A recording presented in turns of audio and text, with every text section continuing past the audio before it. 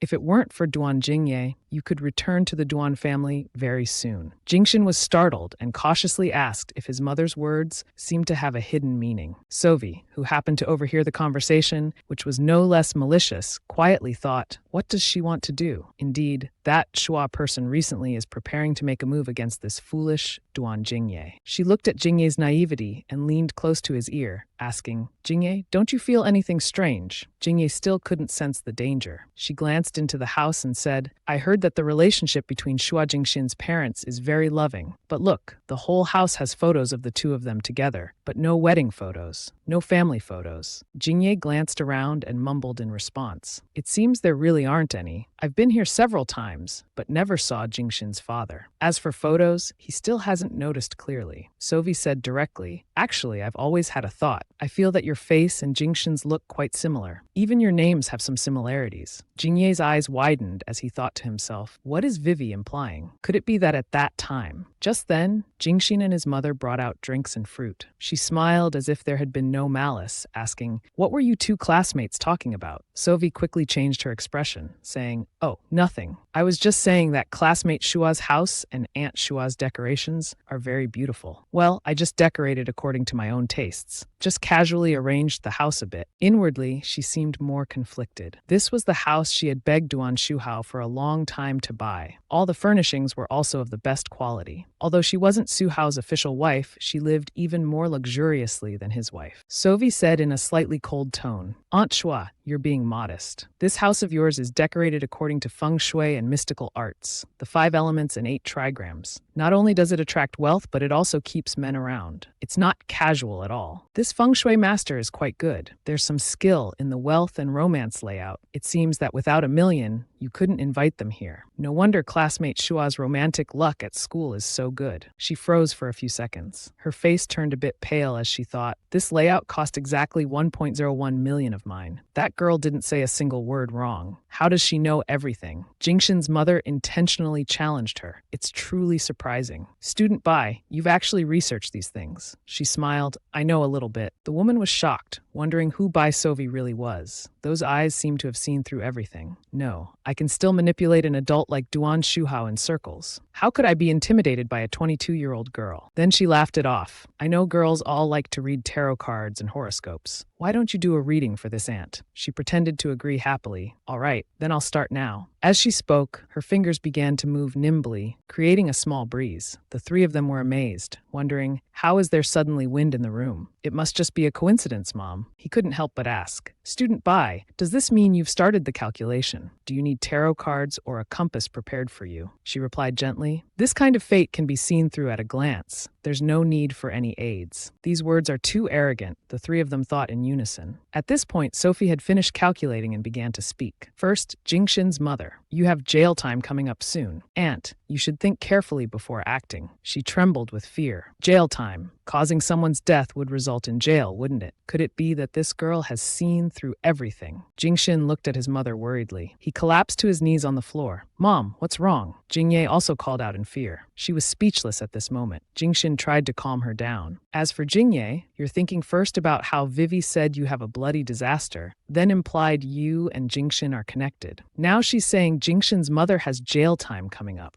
What's all this about? Jingshin clapped his hands a few times. What era are we in now? We should be less believing of these things. He said, smiling at Jingye, we should go to my room to study. This kid was quickly manipulated. What am I thinking? This is Jingshin. We've been friends for so long. Surely Vivi must have calculated wrong. Sovi looked over, understanding what he was thinking. This child Jingye is too sentimental. It's a pity he's placed his trust in the wrong person. Soon after, the 2 of them entered Jingshin's room. He casually said to Jingye, if you have anything to ask, just say it directly. Don't be polite. He happily replied, don't worry, I'm far from being polite with you. Suddenly, his eyes fell on something. What's this? He picked up the watch and asked in surprise. His heart skipped a beat. Not good. Why did I forget to put away the watch that my father gave me? He immediately laughed it off and explained, it's nothing. This is a gift from my uncle. He thought that although this watch was very expensive, it could be bought with money. As long as he acted calm enough, Jingye definitely wouldn't discover anything. After speaking, he quickly snatched it back. However, Jingye let out a deep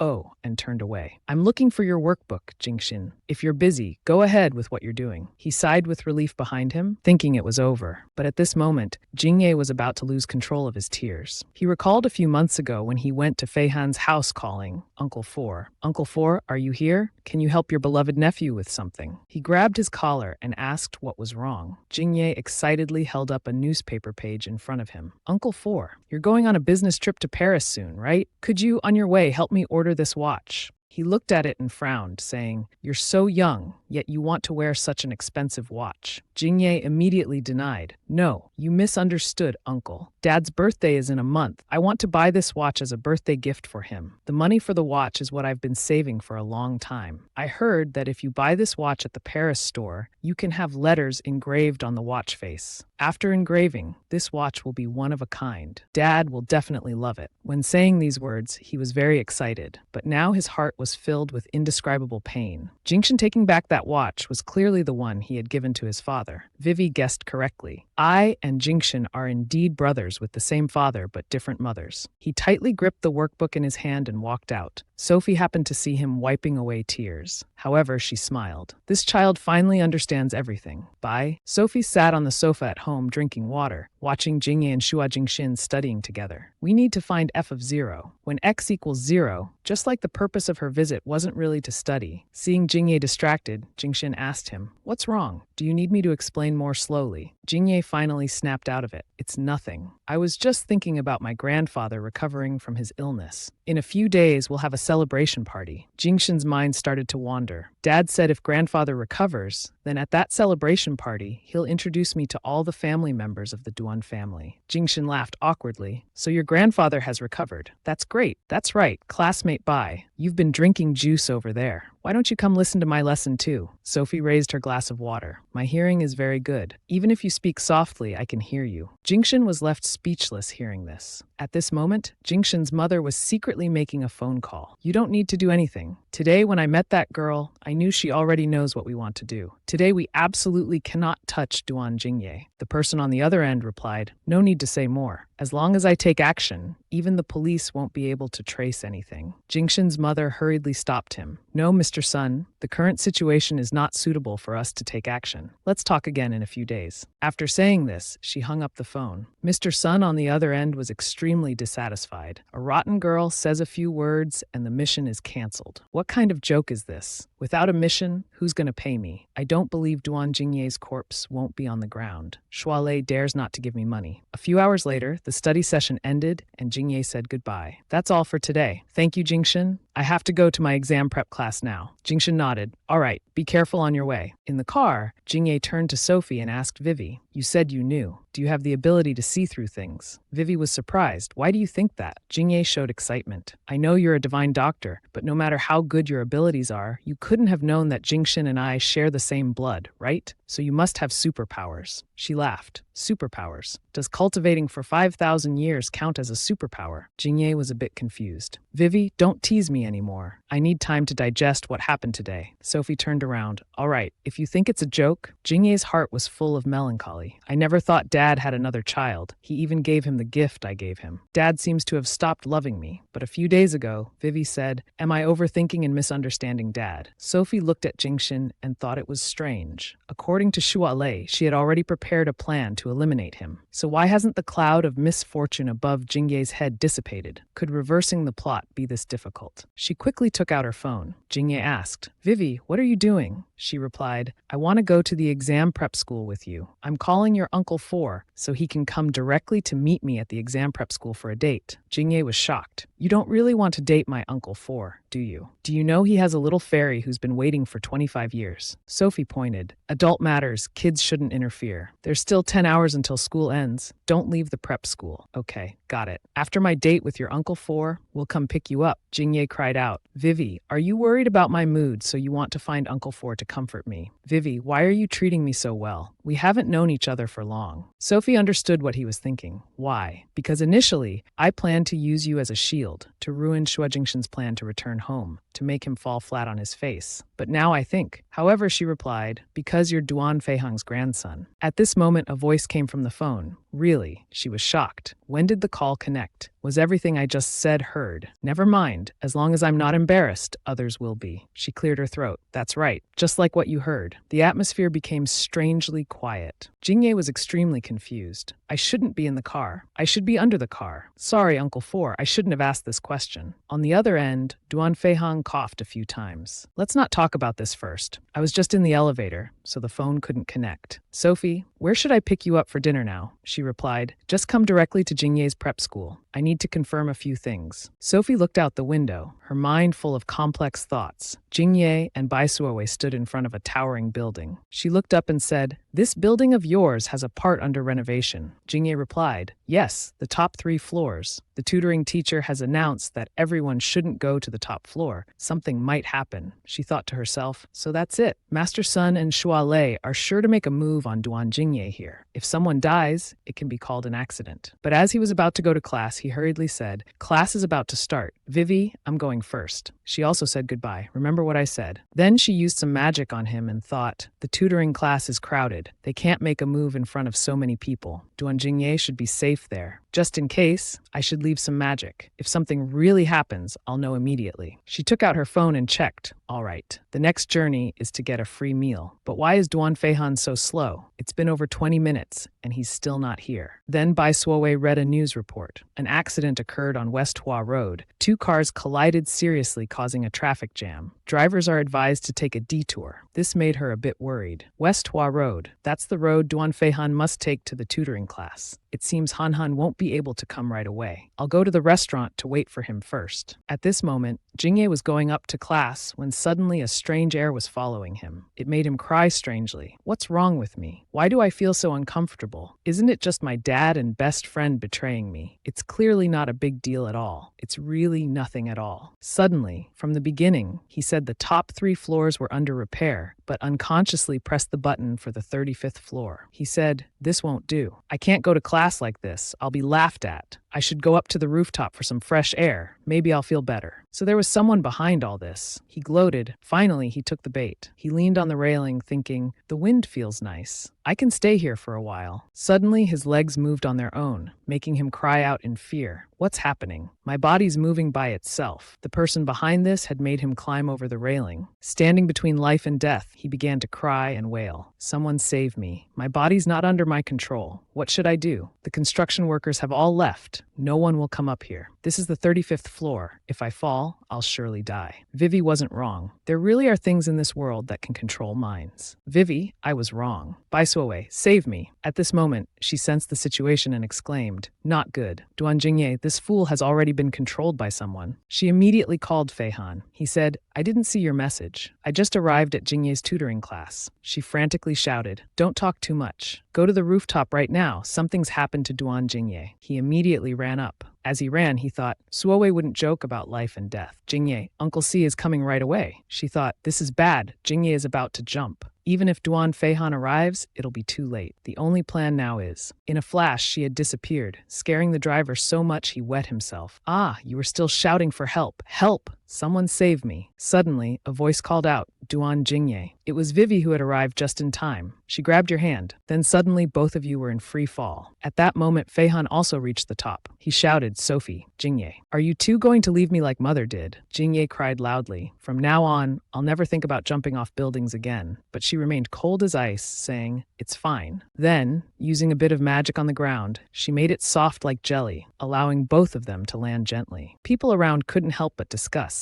Did they just jump from the building? Strange, falling from such a high floor without a scratch. Are they aliens or something? Should we call the police or rescue services? Is this scientifically possible? Sophie stood up, dusting off her clothes, while you were still in shock. She thought to herself, as expected, the crowd is gossiping. It's all because of that brat Duan Jingye running around recklessly, causing so much trouble. As Jingye and Sophie approached, Feihan hugged her tightly. Crying, he asked, are you all right? She gently hugged him back, thinking, well, at least I can absorb some spiritual energy delivered right to my door, so it's not a total loss. Then he asked her urgently, Sophie, why did you throw yourself into my arms without saying anything? What's wrong with you? Why aren't you saying anything? You don't seem to be injured externally. Could it be internal injuries? She replied awkwardly, don't worry, I'm fine. How could anything happen to me? She greedily thought. This little brat, really? Why doesn't he keep hugging? We've barely hugged at all. Jingye was still in shock. Sitting flat on the ground, he said, am I in hell now? But why can I hear Vivi and Uncle C's voices? Are they both here too? She snapped at him. How long have you been sitting there? Want me to really take you to the underworld? Now calmer, he exclaimed joyfully. Is this real? I'm not dead. Was that just a dream? Vivi, are you a fairy? Both of them looked at him, thinking, this kid, he doesn't seem very bright at all. It was almost dark. They returned to Feihan's house.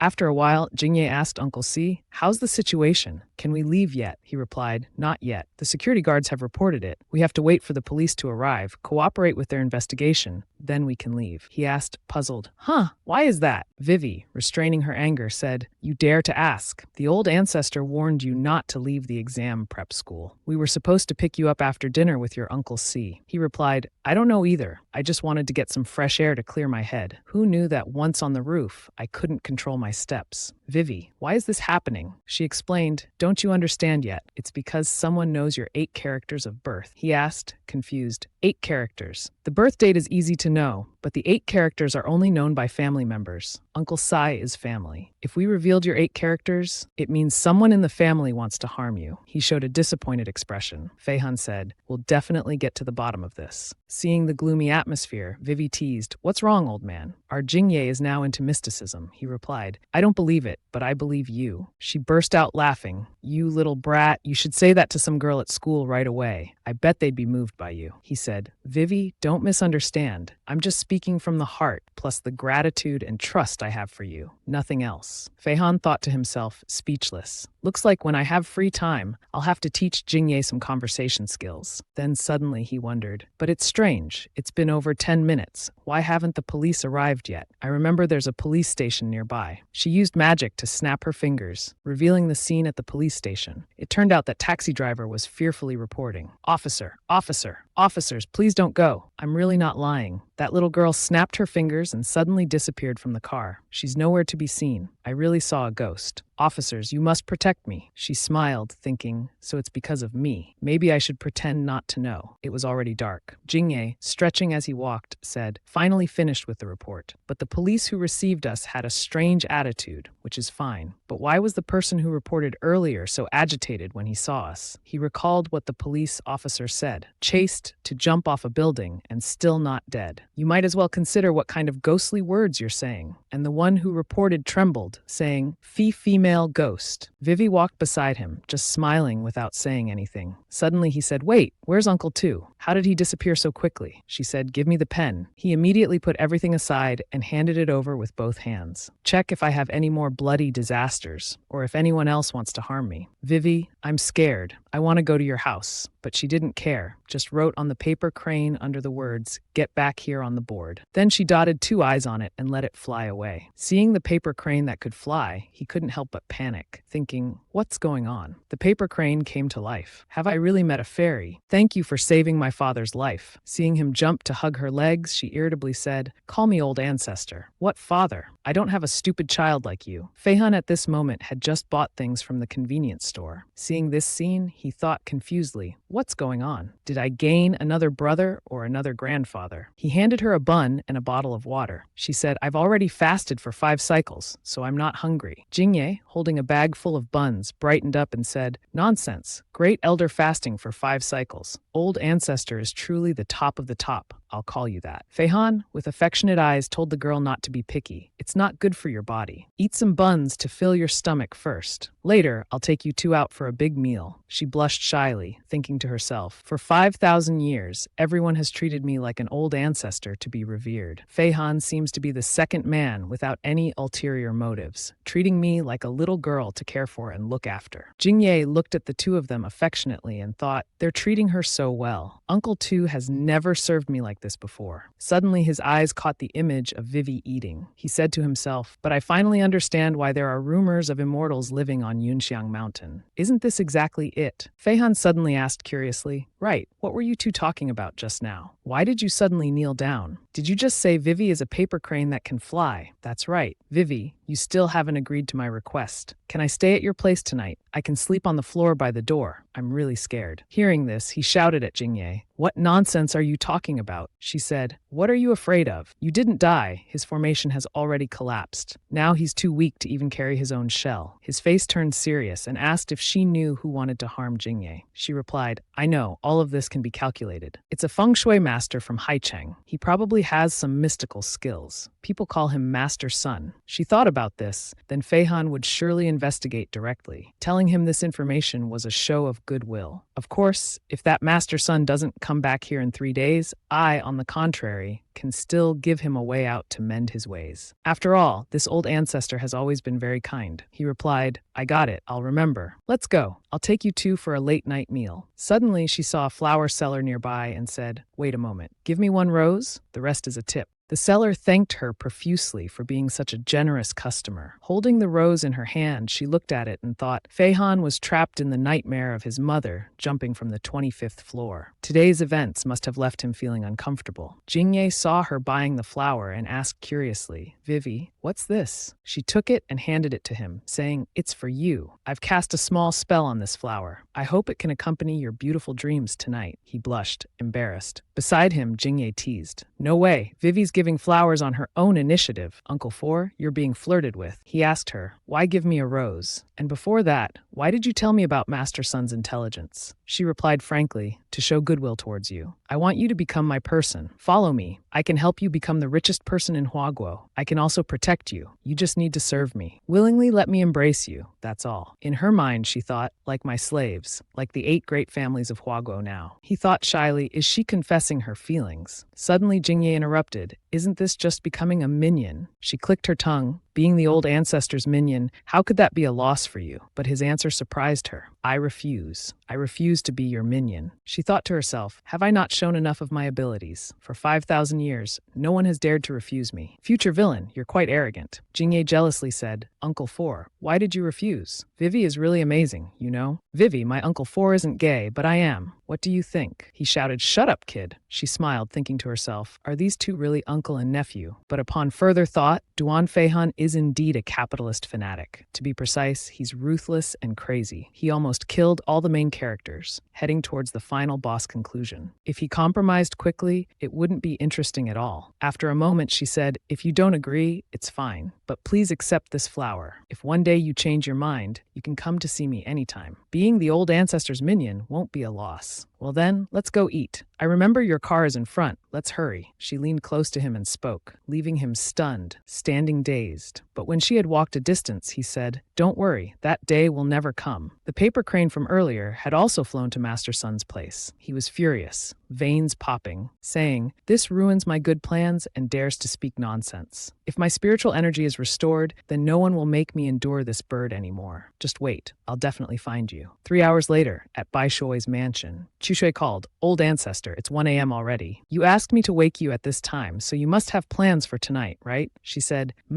I want to enter someone's dream, but I'm a bit worried to do it alone. Hearing this, Chushui froze, thinking, oh my god, I wonder why the old ancestor is so emotional today. Turns out she's thinking of someone special. I wonder who's the lucky guy. She lay down, thinking to herself, I hope Duan Feihan will obediently accept the rose I gave him. Too many things happened yesterday, so I didn't want to enter his dream. She successfully entered the dream. The scene was a huge mansion. Vivi said in the dream, everything is normal. Han must be sleeping now with the rose I gave him. Actually, this voice wasn't Duan Feihan's, and not his mother's either. This is a newly unlocked character, huh? Let our old ancestor take a look. As soon as she entered, she caught him embracing some girl. She thought excitedly, oh my goodness. I used hypnosis on the rose for Duan Feihan, so he's having an exciting dream. I wonder who this girl is. The original story never mentioned Duan Feihan falling in love with anyone, but as she was tiptoeing closer, she was pulled out. Then she woke up with a start. Seeing something strange, Chushui asked the old ancestor, why did you wake up so quickly? She replied, Shui Chu, was I thrown out of the dream? I can't believe I was thrown out of my own dream. In 5,000 years, I've never failed before. Chushui, also surprised, exclaimed, what? How could this happen? She thought to herself, I remember what could cause my failure can only be that the dreamer's consciousness must be stronger than the one entering the dream. So it means Duan Feihan's consciousness is stronger than mine. Is he really just an ordinary person?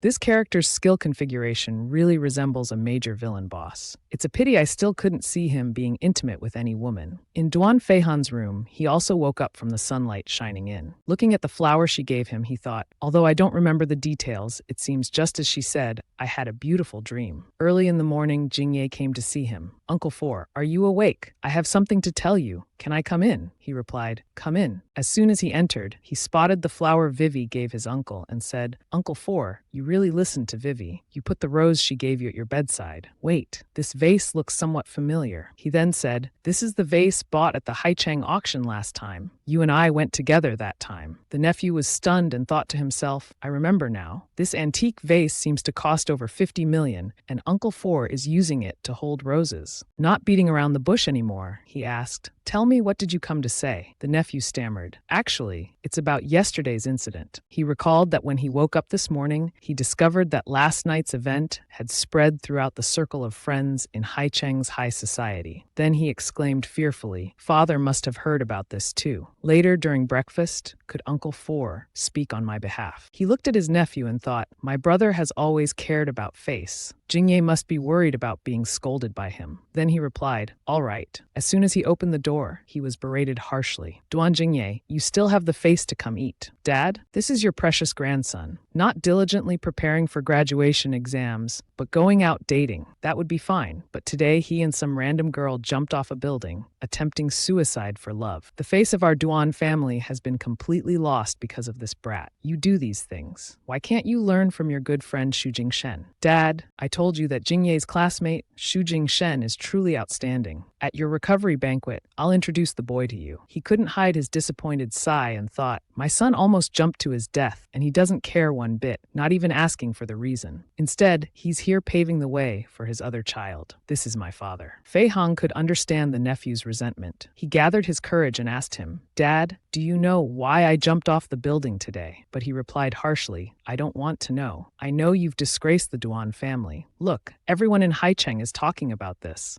All the pent-up feelings were now released by him. Disgracing you, Dad. What I did probably didn't disgrace you, right? Where's the watch I gave you last year? Why aren't you wearing it? He was put in a difficult position trying to recall. Watch. What watch? That useless thing. I think I gave it all to Jing Shen. Why is he suddenly asking about this? Could he know something? He shouted back to cover up the matter. Don't change the subject. How dare you speak to your father like this? If I had known you'd be like this, I should have killed you in your mother's womb. These words were like 1,000 knives piercing the boy's small heart. Then he responded to the earlier words. According to your logic, a child who disgraces the Duan family should be killed in the womb, deserves to die, right? He asked. That's right. Uncle Four, do you have any objections? He said, Brother, remember when I caused several companies to go bankrupt? Throughout Haicheng, no one mocked the Duan family. Speaking of losing face, Jingye's incident is nothing compared to mine. But how can you now calmly and shamelessly sit here spewing such nauseating words? He shouted back, Duan Fei Han, what do you mean? Do you think I don't deserve to live? I'm just following your brother's logic and making a few deductions. Dad, there's more to Jingye's jump than meets the eye. I'll investigate and clear Jingye's name. Please don't listen to baseless rumors and blame the boy. Grandfather spoke up at this point. Old Four has a point. Jingye is an optimistic kid. It's unlike him to not think things through. After all, it's good that he's unharmed. He felt somewhat comforted and deeply moved. Then Fei Han turned and said, It's getting late. Go to the kitchen and get some breakfast. I'll take you to school, he replied. Yes, thank you, Uncle Four. On the other side, the angry father thought, Damn it, if only I had the ability. How dare that brat Duan Fei Han humiliate me like this? And Duan Jingye too. I had hoped he could snatch the Duan family inheritance from Duan Fei Han's hands. But look at him now. He's become Duan Fei Han's little tail. He's really disappointed me. Now only the little Jing Shen is my only hope.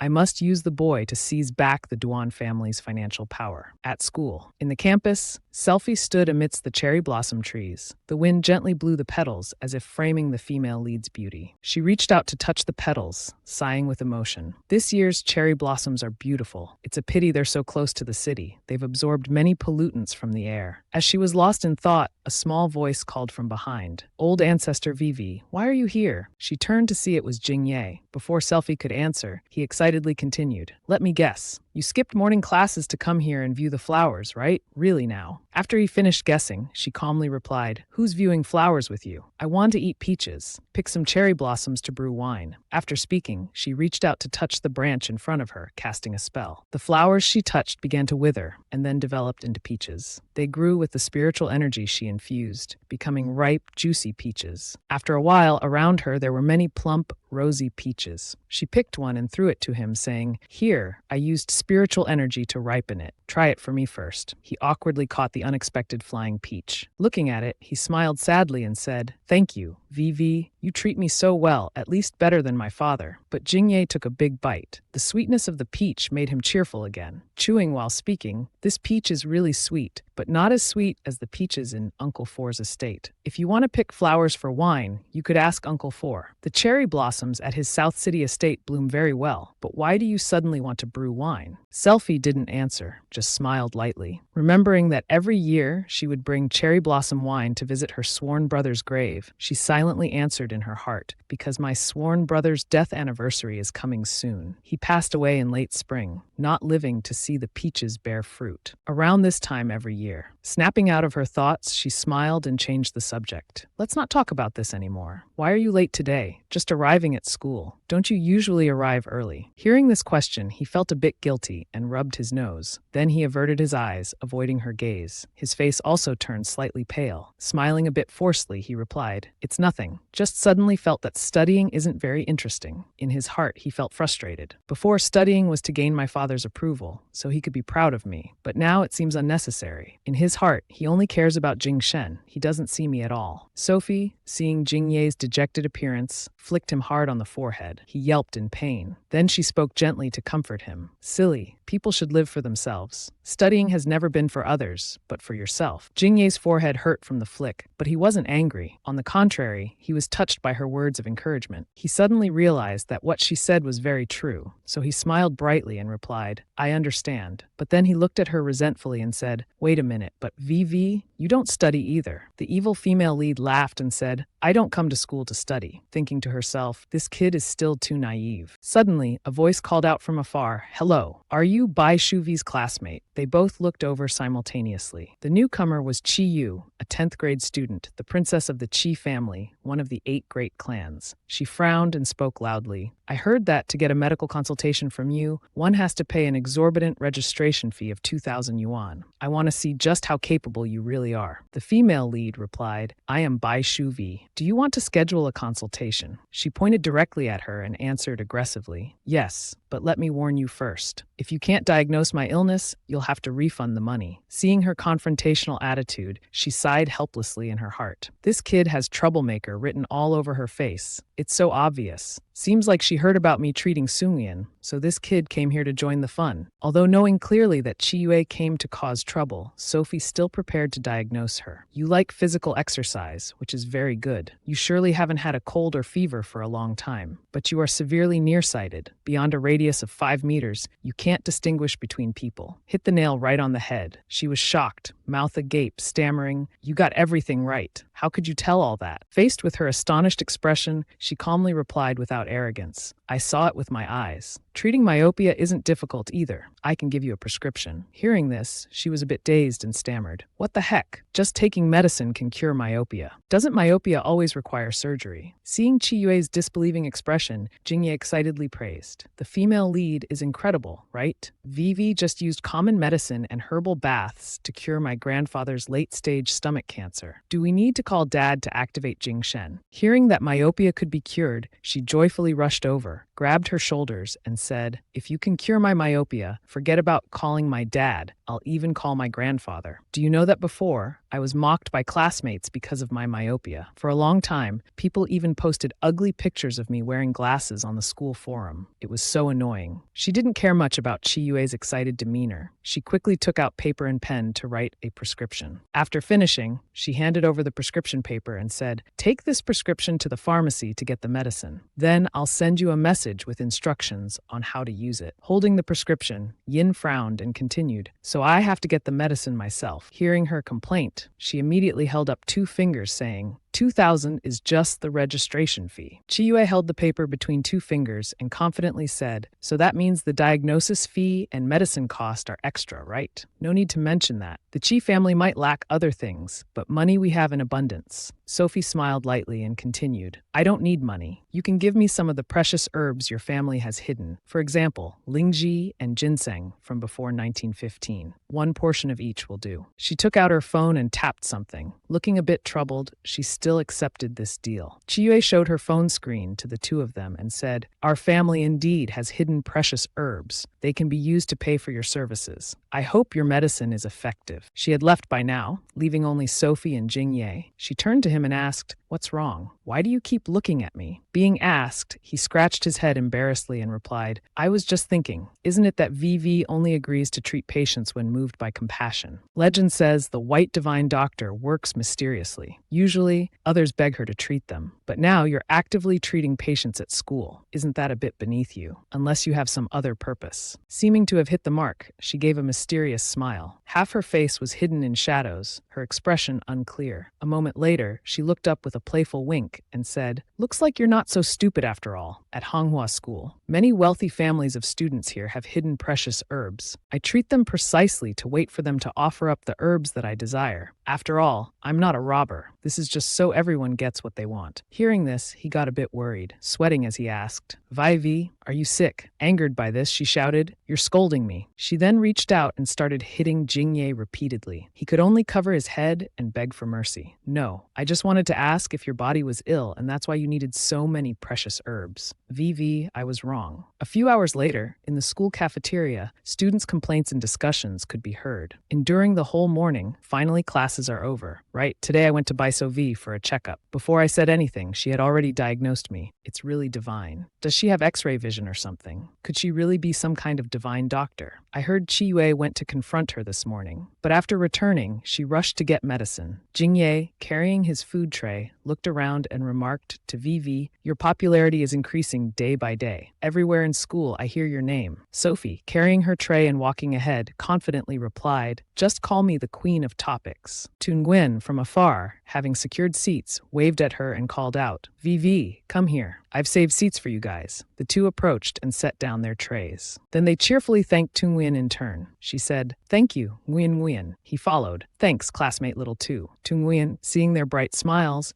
had her eyes turn into heart shapes. With a red face, hot enough to steam, she replied, No need for thanks. While they were chatting and joking merrily, Gao Xiao appeared behind them. Her face was gloomy and frowning. Inwardly, she kept envying Sophie. What's going on? Today, Duan Jingye isn't having lunch with Xu Jingchen, but chose Bai Sophie instead. What kind of magic does that bitch have? Moreover, since she said my shoulder had a problem, my left shoulder has been hurting more and more. It's really annoying. While she was extremely uncomfortable, suddenly someone appeared and asked, Xiao, what are you looking at? The one asking was Di Sun Ping, her boyfriend. After asking, he crunched the candy in his hand. She was a bit surprised and exclaimed, Sun Ping, then said, There's a girl in our class who can diagnose illnesses. My shoulder hasn't been well lately, so I wanted her to check it, but she refused. Can you persuade her for me? Since his girlfriend asked, of course he immediately agreed, replying, Sure, no problem. Where is she now? I'll go find her right away. She, with a gloomy face still slightly angry, pointed in one direction and said, There, she's over there. He responded, I'm going. As he turned to look in the direction, Xiao pointed, his eyes quickly turned into heart shapes, his face red as if hit by 6 chalk dusters. He cursed silently. The person who could make him so infatuated was none other than our female protagonist. Her beauty made him blurt out in admiration. She's truly a beauty. In his heart, he had already compared her looks with many others. Compared to her, Gao Xiao, Bai Mo, and the like were just ordinary girls. Sophie noticed the unfriendly gaze from Sun Ping. Her expression gradually became gloomy and threatening as she spoke to intimidate him. Look again, and I'll gouge out your eyeballs to use as firecrackers. Hearing her threat, his face also darkened with anger. Xiao, standing next to him, showed a slightly uncomfortable expression on her face, but it seemed he wasn't bothered by the female lead's sarcasm, instead finding it interesting and thinking, that was Bai Sophie speaking just now. Spicy enough. I like that kind of style. After thinking this, he lightly licked his lips with pleasure. Sun Ping went to Sophie's group's table and asked, You're Bai Sophie, right? Seeing him approach, she and Jingye stood up simultaneously. He continued speaking. I heard you know how to diagnose illnesses. I order you to examine Xiao right now. She, Xiao, standing beside him, relying on his protection, also raised her chin arrogantly with a contemptuous smile. Jingye knew he just came to cause trouble, immediately stood in front of Sophie, his face dark, and shouted, Xiao, you should give up. By divine doctor's rules. First, she doesn't examine patients who will never be cured. For the first time, someone refused his request, so feeling slightly humiliated, he darkened his face and growled, wanting to regain his dignity. What damn rules? Aren't doctors supposed to be service providers? Little girl, are you deliberately refusing me? Don't you want to take this chance to attract my attention? Faced with Sun Ping's mockery, the female lead coldly replied, It seems you really don't want the eyeballs in your eyes anymore. Jingye, standing between her and Sun Ping, hearing these words, was startled and advised her, telling her not to be agitated. Calm down a bit, that's too bloody. But he, already angered thinking Jingye was scolding him, pointed at him and loudly said, Duan Jingye, it's not that I'm not giving you face. It's not that I just want her to examine and help. Xiao, why is she acting like this? Is this what you call a doctor's conscience? Jingye turned his head to look at Sophie, continuing to advise the old ancestor, you must stay calm. Don't bother with this enemy of yours. This is a school. Many eyes are watching. It won't be easy to handle the aftermath. At this moment, he finally realized that you were talking to Sophie and turned pale, trying to decipher the meaning behind your words. So those words were you talking to Bai Sophie. What the hell? What's this old ancestor business? Isn't she just a female student? Looking at her again now, the murderous intent on her face was undisguised. Remembering MM's words, she thought to herself, so this is the Sun Ping that Bai MM told me about. Already has a girlfriend, but still flirts with people from my Bai family. And just now, he even looked at me with those vulgar eyes. It seems I'll have to give him some punishment. Then she flashed a dangerous smile. Sophie took out her needle case. Pulling out a few needles, she said, Jingye, you're not wrong. Gouging out eyes would be a bit bloody. I should use another method to help our classmate D calm down a bit. As soon as she finished speaking, the female lead's face turned grim. Combined with her posture, holding the acupuncture needles, it scared Jingye into a panic as he cried out, Vivi, what are you taking the needles out for?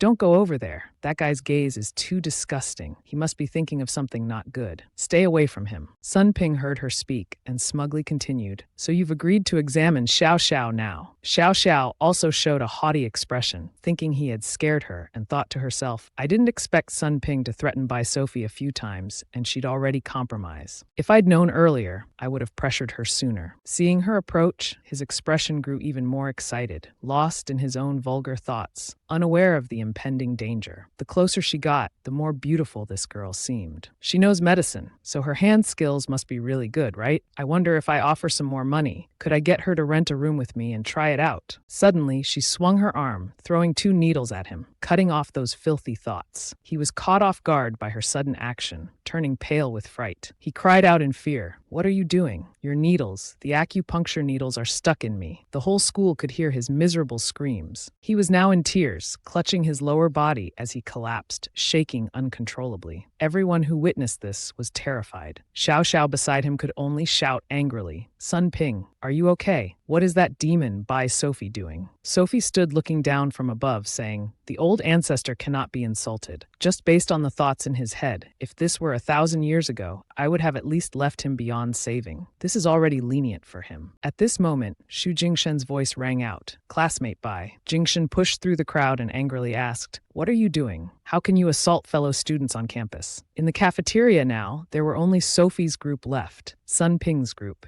and Jingshen, who had just arrived. Jingye saw Jingshen wanting to help Sun Ping's group, so he raised his hand to shield Sophie and said, Hasn't it already been explained? Don't you see the eyes of the enemy, Sun Ping looking at VV? How he's so blatantly and lustfully wanting to strip off all the clothes of someone else's daughter. Even I find it disgusting. Jingshen was a bit surprised that he dared to use such a harsh tone with him, and thought to himself, Jingye, why is he using this tone to talk to me? Including during today's break, he's always been very distant from me. He remembered yesterday's events and continued to speculate. Plus, yesterday when leaving the house, I immediately suspected the jumping from the building incident. Could it be that he knows about my background? Is that why he's become like this? Could it be he feels I'm not qualified to return, so he pretended to jump as a form of protest, intending to steal my father back? As he thought, his face darkened with anger, trembling, and he overheard people gossiping about him. Look, Jingye and Xu Jingshen are arguing. Why is this happening? Aren't they supposed to be close friends? These words made him even more furious, clenching his fists, restraining his emotions that were about to explode. Jingshen spoke up, refuting Jingye's previous words. Regardless of the situation, student Bai is not allowed to assault anyone on school grounds. Jingye was about to respond, but Sophie pulled him back and calmly spoke. No need to argue with him anymore. Class monitor Xu, turn around and look. Where did I assault anyone? Sun Ping stood up, his face still bewildered, patting his body and mumbling, I'm really fine. Only then did he regain his composure and continue to mock. Sophie, just now that brat aggressively held a needle, coming here. I really thought something was about to happen. Turns out it was just an empty threat. Jingshen frowned in humiliation, seeing him unharmed. The female lead turned to look at Jingshen and asked with a cold smile, Student Xu, did you hear that? He's perfectly fine. Can we return to class now? The matter has been resolved. The mealtime has also ended. The cleaning lady pushed her cart to clear the dirty trays. The three, Sophie and her friends, having won the argument, were all in good spirits. Jingye spoke first first to Vi. Good thing you didn't act in front of everyone. Otherwise, we might have had to ask Uncle C to intervene. Suruan also chimed in to praise her friend Bai. You're so impressive. You even managed to scare Sun Ping, the captain of the basketball team. Who told you that was just a scare? She joked back as they praised her. Wasn't it just a scare? After saying this, the group burst into laughter together. At the same time, on the school rooftop, two figures, a male and a female, were entwined. It was Sun Ping and Xiao Xiao. She blushed, her eyes sparkling with affection, looking at him and speaking sweet words. Sun Ping, thank you for standing up for me against that bitch. I really love you so much. He blushed with excitement from her words and pulled her hand, saying, It's nothing, baby. I'd do anything for you. So, shouldn't you give me some reward? As he spoke, he placed her hand on his lower body, wanting her to caress it. But unfortunately, his member, no matter how stimulated, remained asleep and couldn't rise. She saw the situation didn't seem very promising, so she asked Sun Ping with concern, Have you been too tired lately? He was shocked that his member couldn't rise. His eyes rolled back, mouth agape. He shouted, Nonsense. I just this morning. He stopped mid-sentence, remembering the hairpins Sophie held and her implied words. His face darkened with fear, silently exclaiming, Wait, could it be that she knows? It must be that bitch. It's that bitch who castrated me. Having guessed the reason, he brushed past Xiao Xiao angrily to find Sophie. A moment later, at Sophie's classroom, a loud door kick was heard. He strode in boldly, shouting like a madman, causing everyone in the class to startle and fall silent. Bye, Sophie. Come out here. What did you do to me? Huh? The female lead, wearing headphones, was focused on enjoying her music. He was fuming, walking past her while cursing under his breath. Where are you, Bai Sophie? Where are you? Have any of you seen Bai Sophie? The class members gave him strange looks mixed with pity and began to discuss. Is Sun Ping going crazy? Isn't Bai Sophie sitting quietly in her seat? Everyone thought he had gone blind with madness, not knowing she had used an invisibility technique to hide from him. Jingye, watching him rant at the back of the class, leaned over and whispered admiringly to her, Old master, you're good. You're still the best. She, praised, didn't become arrogant but smiled lightly and replied softly, This is called eyes covered by a leaf. As long as I want, Sun Ping won't ever dream of seeing me in this life. Then, with a somber expression, she smiled, implying that if she hadn't acted, all would be well. But once she had made her move, she must peel off a layer of the opponent's skin. Understand my rules. As she was looking menacing, her phone rang with a message notification. She opened it to see a message from Fei Han. I'll pick you up after class. Reading the message, she was strangely surprised. Why would Fei Han suddenly come to her door out of the blue? That afternoon at Sophie's school, Fei Han had already parked his car at the gate to pick her up after class. In the car, she curled her lips happily, inhaling the scent in the car, and couldn't help but remark, It smells so good. Fei Han was embarrassed by the female lead's closeness. He put his hand over his mouth, coughed dryly to calm himself, and said, I heard you're still looking for medicinal herbs. I've brought my collection, including wild ginseng, lingji, and snow lotus, here for you. They're all in the trunk. She suddenly touched his chin lightly with her index finger, making him blush. In a seductive voice, she said, Han, you misunderstood. I meant you smell very good. Her voice was already seductive, combined with her breathtakingly beautiful face. How could the male lead resist? Suddenly, she sat up straight and continued, Let me guess. Han, you didn't come to see me just to deliver herbs. Right. Sophie's deduction was correct. He came to see her for another purpose. Fei Han turned his head to look out the window, trying to hide his embarrassment, but the redness spreading to his ears betrayed him. He invited her to attend a party at his house. My father has almost fully recovered. So in a few days, we're preparing a recovery celebration party. You don't need an invitation to attend. Hearing this, she touched her nape and replied casually, Oh, I see. I'll consider whether I want to go or not when the time comes. It was a polite refusal, but in her heart, she thought differently. A party isn't as good as gifting medicine. At least she wouldn't have to meet people she didn't want to see. He sensed her coldness and frowned. He grabbed Sophie's hand, startling her. Fei Han spoke seriously about Master Sun's matter. I've thought it through. You don't need to act rashly. Before picking up Sophie, Fei Han had reviewed the documents about Master Sun. Looking at his information, along with the red seal marked extremely dangerous, he frowned. That's why he was now stopping Sophie, not letting her seek out Master Sun alone, fearing she might be in danger. Seeing his overreaction, she smiled brightly, half joking, half serious, and said, Han, how do you know I want to take action against Master Sun?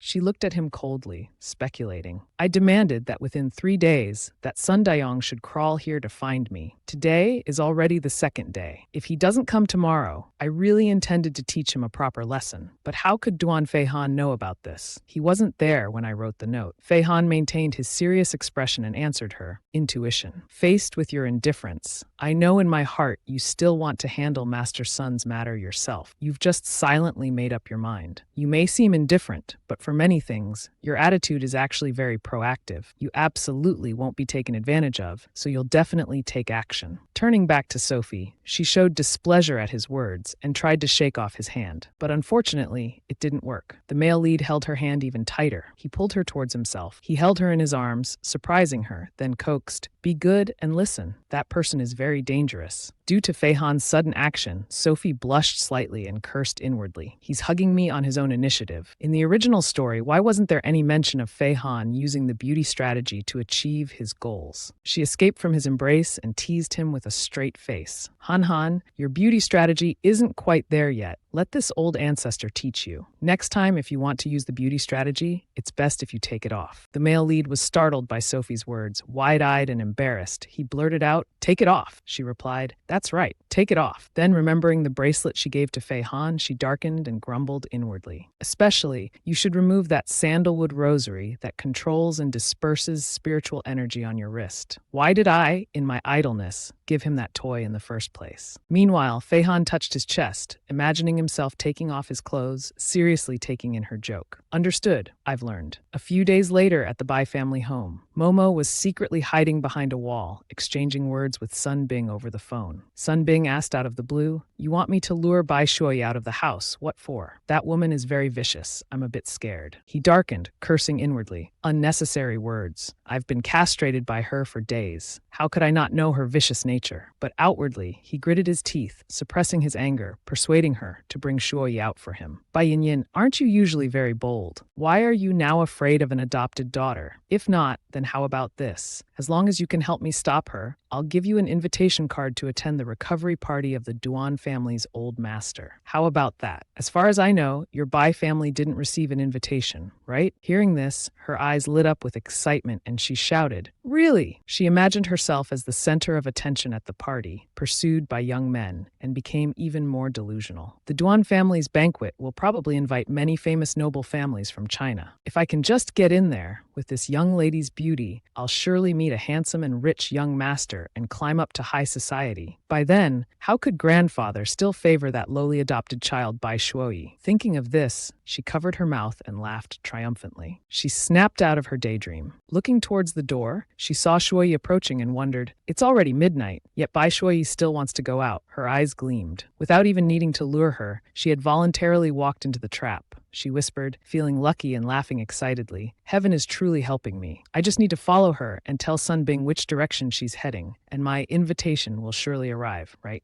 Thinking and acting, she put on glasses and held a magazine in the night to conceal herself from being exposed, following her, hiding east and west. But as she walked on without stopping, she complained, "Why is this Bai Shuoyi going further and further?" Suddenly, the female lead stopped. Momo, seeing her stop, looked to see where she was heading. As soon as she saw the sign, she couldn't help but exclaim inwardly, "Isn't that the most famous bar in Hai City? Why is Bai Shuoyi coming to a place like this so late at night? She's truly indecent." Shuoyi turned her head, looking in a certain direction with a meaningful smile. It seemed she had realized someone was following her. She panicked, turning pale at Shuoyi's faint smile, and thought to herself, "This is not good. Have I been discovered? I'd better send the location to Di Tong. Tell him to come here himself. I don't want to stay in this weird place with Bai Shuoyi for another moment." As she thought this, she fearfully threw away the magazine and ran off. Knowing she had run away, Shuoyi thought, "She runs quite fast. If I didn't have important matters today, I would have let her follow me until she was out of breath." It turns out our female lead had known Momo was always following her, so she took a roundabout way to lead her astray. Seeing no one following anymore, Shuoyi entered the bar. Someone quickly came to greet her inside. "Hello, miss. We have a membership system here. Please show your membership card." She replied, "I don't have a membership card. I want to see Shu Lili." The guard frowned and continued, "I'm sorry. Director Shu isn't someone you can just see whenever you want. He was a bit suspicious, wondering, what's going on? This girl looks so young, but why does she want to see the boss right away? Blocked by him, she had no intention of leaving, but smiled faintly and said, is that so? Then I want to see Sun Daeong. He should be talking with Director Shu right now in her office. Isn't he? He was startled and thought, how does this little girl know everything? Thinking this, the guard had no intention of telling her and quickly denied it. Miss, I don't understand what you're saying, but please don't cause trouble here anymore. Then he pressed the emergency button to alert those inside. A few seconds later, several more guards appeared, shouting, Miss, please leave. But who was Sophie to be afraid of these people? She calmly said, how amusing. I want to teach Sun Daeong a lesson. Even Duan Feihan couldn't stop me. What are you compared to him? She then snapped her fingers. All of them stood still, motionless, unable to move. Everyone was terrified, lamenting inwardly, what on earth is happening? Our bodies can't move. What did she do? She smiled faintly, feeling smug inside. Sorry, Han Han. This old ancestor is used to doing things her way and doesn't like being controlled by others. But you didn't agree to this either, right? At the same time, she went upstairs, walking leisurely among the guards who were bound by her spiritual power and couldn't move. They were terrified, screaming that they couldn't move. Who is that girl? How could the elevator bring her up here? In the hallway of the highest floor of the bar, harsh scolding echoed, Master Sun. Duan Xingye's jump from the building didn't kill him at all. He's still living happily and comfortably now. It was Shu Lily. She was extremely angry and continued berating Master Sun. And you still want me to pay you? Are you dreaming? Master Sun, being scolded, was also angry and retorted, Miss Shu, you know the rules of our industry. Whether it succeeds or not, payment must be made. I'm counting on your money to buy spiritual medicine to quickly restore my energy, so I can teach a lesson to the one who broke my formation. As they were arguing heatedly, a voice from outside rang out, causing both of them to turn in fear and look at little Sun. So you still want to find the old ancestor for revenge? I'm afraid you don't have that ability. Master, this voice belongs to Bai Chu, our female protagonist. Seeing her standing there, he angrily shouted, how did you get in here? Where did this brat come from? You dare call me little Sun? Ignoring his anger, she continued to tease. Can't call you little Sun. Then how about I call you grandson? This made him even more furious, and he rolled up his sleeves to hit her. She stopped joking and said sternly, kneel down, Master Sun. Being teased by a kid and now being told to kneel, his face darkened, veins popping on his forehead. He retorted, who's kneeling? Before he finished speaking, his legs gave way and he fell to his knees. This made Sun Daeong panic, screaming internally, what's happening? Is this word spirit technique? Who are you really? Sophie calmly replied, who am I? Didn't my paper crane already tell you? You should have come to find me within 3 days. I could have let you choose between losing an arm or a leg. Pity you didn't cherish the opportunity. At the mention of the paper crane, he realized who she was and became terrified, questioning his life choices. Paper crane, is this the person who broke my formation? How can it be a girl? Master Sun didn't understand why she was relentlessly pursuing him. Though still afraid, he opened his mouth to ask what she wanted to do. He was now trembling all over, as if awaiting judgment. Seeing this, she replied to Master Sun, perhaps you don't know my rules. First, I hate Matu. Seeing them makes me want to wring their necks. Second, I don't like anyone touching those under my protection. Her face darkened as she continued. Unfortunately, you violated both rules. Hualei, sensing the killing intent on her face, shouted, Bai Shui, you're crazy. This is a civilized society. You want to kill people. The female lead ignored her words and threatened, righteous cultivators of course won't easily kill people. But Aunt Hua, don't you like killing people? Hearing this, her face turned pale. Sweating profusely, she fearfully thought, she knows everything. How does she know it all? At the climax, a strange smell suddenly permeated the air, causing her to search for its source. Realizing it came from Sun Daeong, she couldn't help but sigh. A great master, yet scared enough to wet himself. Seeing Master Sun like this, she felt slightly inclined to just kill him and be done with it. She quickly stepped back, frowning in disgust, and said, Sun Daeong, I'll give you one more chance. It seemed he was waiting for just these words from Sophie. As soon as she finished, he straightened up, clasped his hands, and sincerely thanked her. Thank you, Senior. As long as you don't kill me, I'll do whatever you want. Master Sun had sincerely begged for mercy. She didn't actually intend to kill him, so she gave him another chance. She pointed at Hualei and ordered, now, immediately take this woman to the police station to confess. I'll spare you from death. Hearing this, her face changed color, gritting her teeth in fear, resentful in her heart. Go to the police station to confess. To put it bluntly, how I plan to take Duan Xingye's life, just like that. Won't I have to go to jail? No, I didn't overcome difficulties easily. It can't be. After reasoning with herself, she shouted in protest, Bai Shui, You know a bit of demonic arts and think you can manipulate this whole society. Do you know who owns this bar? It's Duan's. Just try to touch me and see what happens. At this moment, footsteps echoed from outside. The newcomer called out, Bai Shui. She turned to look at who called her name. It turned out to be Duan Fihan. He loosened his tie while speaking, his tone slightly reproachful. Didn't you hear what I told you before? She ignored his displeasure and waved casually as if nothing happened. Han Han, you're here. Hua Lei and Master Sun, more terrified by his appearance, shared the same thought. Young Master Duan, why did he suddenly come here? He recalled when his people reported. Fourth young master, our surveillance staff left near the bar saw Miss Bai rush in there alone. There are quite a few bodyguards there. Moreover, Sun Daiyong is also there. Miss Bai's situation now is probably extremely dangerous. He frowned at the scene before him, wondering what situation this was. Wasn't the information that Vivi's situation was dangerous? Why does it seem to be the opposite? Hua Lei, thinking Fihan came to help her, quickly accused Sophie. Fourth young master Duan, you came at the right time. This demoness wants to kill people. Please save me quickly. I'm the lover of your eldest brother, Duan Shuhao. We're family. Before she could finish accusing, Sophie had already blocked Fihan's view, affectionately calling, Han Han, don't worry. Even if there were 100 more people like this, I could crush them all instantly. Only now did she falter. Realizing something was off, it seemed the relationship between these two was very good. So Duan Fihan wasn't here to help her. The female lead busily pretended to be naive, asking Han Han, who are you looking at? Why such a gloomy expression? Then turning to look at Hua Lei, she asked further, making her jump. Oh, you're looking at Hua Lei. She pointed at her, cheerfully introducing to him. Let me introduce. She's the one who paid to hire an assassin to kill your eldest nephew. She was once again scared out of her wits, her already dark face turning even darker, cursing inwardly. She froze on the spot while Sophie winked at her in an adorable manner. Unfortunately, Director Hua didn't feel the same way. As for him, witnessing this bizarre scene, he could only stand there helplessly watching. A few seconds later, he regained his composure. He pressed his phone to call someone, ordering, hello, bring our people up here for a bit. Take all those present in the office to the police station. At the same time, the sound of a door opening was heard. They all turned their heads to look simultaneously. Sun Ping raised his trembling arm, stammering, that. His face was drained of blood, nervously continuing, I just saw classmate Bai passing by. Can I not go to the police station? I still have to take the college entrance exam this year. I really didn't see anything, honestly. While the security guards were apprehending the other two, Bai Shui was still leisurely eating an apple. A short while later, she slowly spoke up. Where's Sun Ping? Did you let him go? Duan Fihan grunted and replied, we questioned him a lot, but he said he knew nothing. Keeping him would only cause more trouble. Hearing this, Bai Shui took a bite of the apple in her hand, while pondering. Based on Sun Ping's reaction, surely he must have seen the entire process of her teaching Sun Daishi and Hua Lei a lesson, then left and bumped into the bodyguards. What he witnessed couldn't cause trouble for Duan Fihan, so Duan Fihan let him go. Could it be to make her grateful? Just as Bai Shui was about to speak to him, voices discussing from behind were heard. Do you think that person could be Duan Shuqi? I don't know. Don't all men wearing hats and sunglasses look like this? She immediately wondered, Duan Shuqi. At that moment, Duan Shuqi and his friend strode towards Bai Shui. She gritted her teeth, thinking, it's him again. What a small world indeed. Then Bai Shui threw the apple in her hand straight at his head. His friend beside him couldn't help but panic and shouted, who did that? Come out.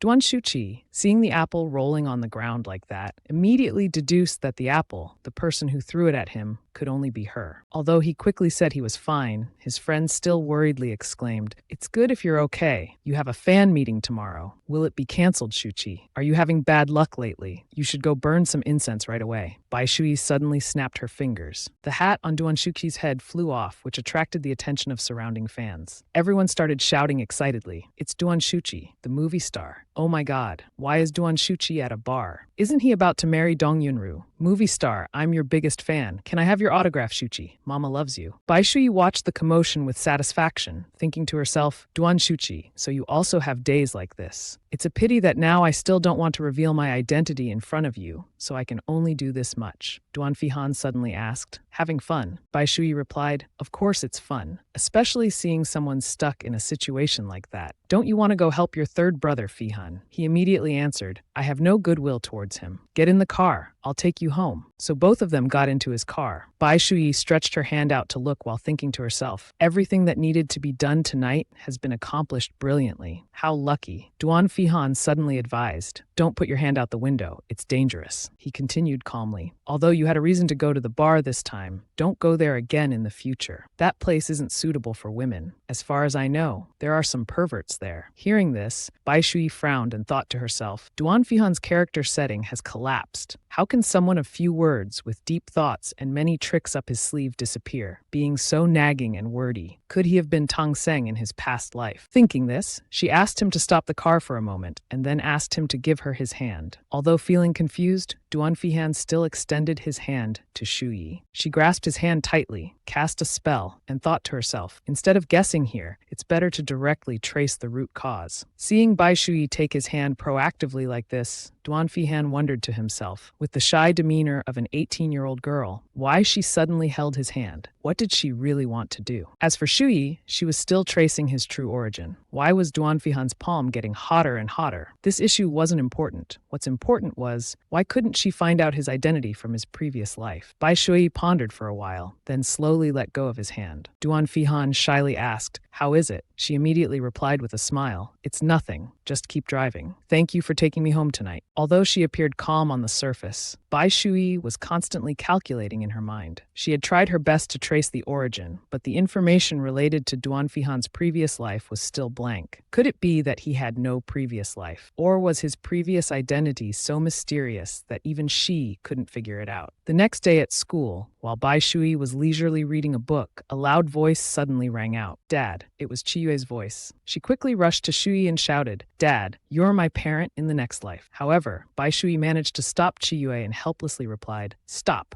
Your dad here is still a kid to me. She immediately spoke with an admiring expression. Then I'll call you Ancestor. Shui Ancestor, you don't know what I've been through this morning. Last night I followed the prescription you gave me. I boiled the Chinese herbs and soaked the eye mask. Then I wore the eye mask and slept through the night. This morning I forgot to wear my contact lenses to school. I originally thought I could only wear ugly black-framed glasses to get through the day today, but I ended up feeling dizzy and having a headache. When I went to check my vision, Chiwan was very surprised that my eyesight had recovered to 5.3. Moreover, the nurse asked, Have you had surgery somewhere? Please introduce me to that place. Chiyo could only stammer in response. I didn't have surgery. I just used Chinese herbs prescribed by my friend Shuyi and applied them to my eyes overnight. Back to the present, she tightly grasped Bai Shuyi's hand and said chokingly, Classmate Ancestor, you're truly a god. My risking my life to steal my brother's wild ginseng can be considered worth it. Chiyue said this and then wondered, saying it was also strange. Yesterday, after my brother found out I stole the ginseng to use as medicine for you, he didn't say anything at all. Could he really just let me off like that? He was clearly very worried at first. He said that was a gift prepared for some old ancestor or something. Hearing this, Bai Shui happily thought, so that's how it is. Chimo can be considered thoughtful. Suddenly, a group of people rushed over and asked one after another, We heard you can cure Chi Yue's high-degree myopia. Is that true? Divine Doctor, I'm also nearsighted. Can you examine me? Duan Jingye said before that you cured his grandfather's cancer. Could that be true? A sour voice full of jealousy suddenly rang out. What are they saying? Why haven't I heard anything about this? It turned out to be Tong Qingyan. She brought Bai Mengmeng along and continued. For the past week, I've been visiting Old Master Duan with my aunt. I only saw Master Lu, the traditional Chinese medicine expert, wholeheartedly giving acupuncture to Old Master Duan. I've never seen this classmate Bai here. Is there some misunderstanding? Hearing this, the surrounding classmates started chattering. Tong Qingyan's aunt is Duan Yingdi's fiancée, right? With her connection, it's true that Tong Qingyan can visit the Duan family every day. But didn't Duan Jingye say? Could it be that Duan Jingye wants to pursue Bai Shui, so he's just boasting for her? Maybe she doesn't know anything about medicine at all. That seems possible too. Isn't her medical practice just scamming people? No wonder she charges 2,000 yuan in advance for appointments. Chiyo quickly clarified, Don't doubt, Senior Ancestor. I've experienced it myself. My myopia has indeed recovered. How can this medical skill be fake? Bai Yinyin spoke up guiltily. Who knows if what you're saying is true or not? There's no proof. Besides, who knows if that prescription was actually written by Bai Shui herself? Or was it written by someone else and given to her? People hearing this discussed even more heatedly. That makes sense. Maybe she just got the prescription online to scam people. Someone directly went up and said, That classmate, Bai, We made appointments with you before. Now it's like this. Why don't you return our deposits? Chiyue angrily shouted, you all. However, Bai Shui quickly stopped her. No need to explain on my behalf, she calmly replied. In short, whether you believe it or not is up to you. Missing this opportunity, next time you want to find me, I won't have such a good opportunity again. Tong Qingyan spoke up with a hypocritical tone. If you like medicine, you can study at a medical school. But now you can't deceive people like this. The most important thing in being a person is moral character. Bai Shui directly retorted to Miss Tong. Indeed, what great moral character. You're about to marry the third young master Duan, but you actually like the fourth young master Duan. Do you want to call Duan Shuqi uncle or brother-in-law? Tong Qingyan's face changed dramatically. She panicked and thought to herself, how does she know what I'm thinking? This is clearly something I haven't even told Qingru about. But Tong Qingyan didn't fall into panic and quickly retorted, you can't just because I stopped you from continuing to scam the students in school, say such things. The one who cured Old Master Duan was invited by my aunt after 3 attempts. It's Liu Zhenliu, the top traditional Chinese medicine master. This is certainly beyond doubt, that's right. As far as I know, Old Liu received an invitation card written by Old Master Duan himself. If you really cured Old Master Duan, perhaps you would have received an invitation card too. Why don't you take out your invitation card for everyone to see? Bai Shui calmly replied, I indeed don't have an invitation card. I remember Han Han said, I don't need an invitation card to enter. The other students had another round of discussion. The truth is out. How could the Duan family not send an invitation to their benefactor? Luckily, I didn't go for treatment at Bai Shui's place. 2,000 yuan isn't much, but it's still money wasted. Chiyue was still trying hard to defend her. What nonsense are you all talking about? Senior Bai is truly amazing. Isn't it just a banquet at the Duan family? Senior Bai, if you want to go, then let's go together. Suddenly, Bai Yinyan took out a dark purple invitation card and spoke. Junior, you don't need to worry about this. If Sophie wants to go, she can go with me. I have an invitation here. I can conveniently bring along an adopted child of unknown origin inside with me. Everyone started whispering to each other. Bai Yinyan has an invitation. Didn't they say the Bai family doesn't have good connections in high society? How did she get one? So envious. I heard this time the Duan family only invited close relatives and dignitaries. My family wants to go, but has no chance. Seeing the students praising her like this, Bai Yinyan thought happily to herself. Although, I don't know why I've been feeling that Bai Shui is very scary lately. This time, we're at school. In front of everyone's eyes, she can't do anything to me. I can say a few words to bully her a bit, right? Great. Suddenly, Di Zonbing appeared behind her and shouted, Bai Yinyan, what are you showing off for? That invitation card of yours, isn't it the one I gave you? What are you pretending for? Those very words of his made her unable to contain her anger, and she shouted, Di Zonbing. Bai Yinyan angrily thought to herself, what the hell is he doing? Doesn't he have a grudge against Bai Shui? Why is he suddenly jumping out to ruin things for me? As for Di Zonbing, he sincerely took out several red boxes in his hand and pleaded, Classmate Bai ancestor, the incident at the canteen before was my fault. Please forgive me. Then I got seriously ill and need you to treat me. I beg you. Tang Qingya quickly tried to dissuade Bai Shui. It's not like the rumors. Don't let her fool you. Di Zonbing immediately snapped back. Shut up. Who the hell are you? What do you understand? After saying that, he moved closer to Bai Shui and continued. Ancestor, let's go somewhere else to talk. I've brought all the spiritual medicines from home. Please be merciful and treat me. I won't dare to do it again in the future. Sophie also nodded in agreement. All right, with spiritual medicine, it's okay. I can treat you. The other students saw this and were puzzled. How could someone be so eager to be deceived? Bai Yinyan and Tang Qingyan could only stare at the two of them with resentful expressions. After going to another place, Di Zonbing clasped his hands and knelt down, begging Miss Bai, ancestor, my family only has me as the sole heir. You must cure me. Otherwise, the Dai family will be finished. Chiyue, hearing this, blushed and exclaimed, so you want to cure your impotence? Di Zonbing, are you a eunuch? He frantically explained, I didn't say I don't have it. Don't talk nonsense. Even so, Chiyue couldn't help but chuckle. Bai Shui lightly touched the railing and spoke, all right, your illness was caused by me. Of course, I can cure you. However, after curing that thing of yours, the usage time is limited. Di Zonbing immediately asked, what do you mean? Bai Shui pondered for a while and hesitantly replied, this might not be very polite to say. Simply put, it's going from being a eunuch to being a monk. Hearing this, Di Zonbing completely collapsed. However, he had no other choice and could only agree. After all, being a monk was better than being a eunuch.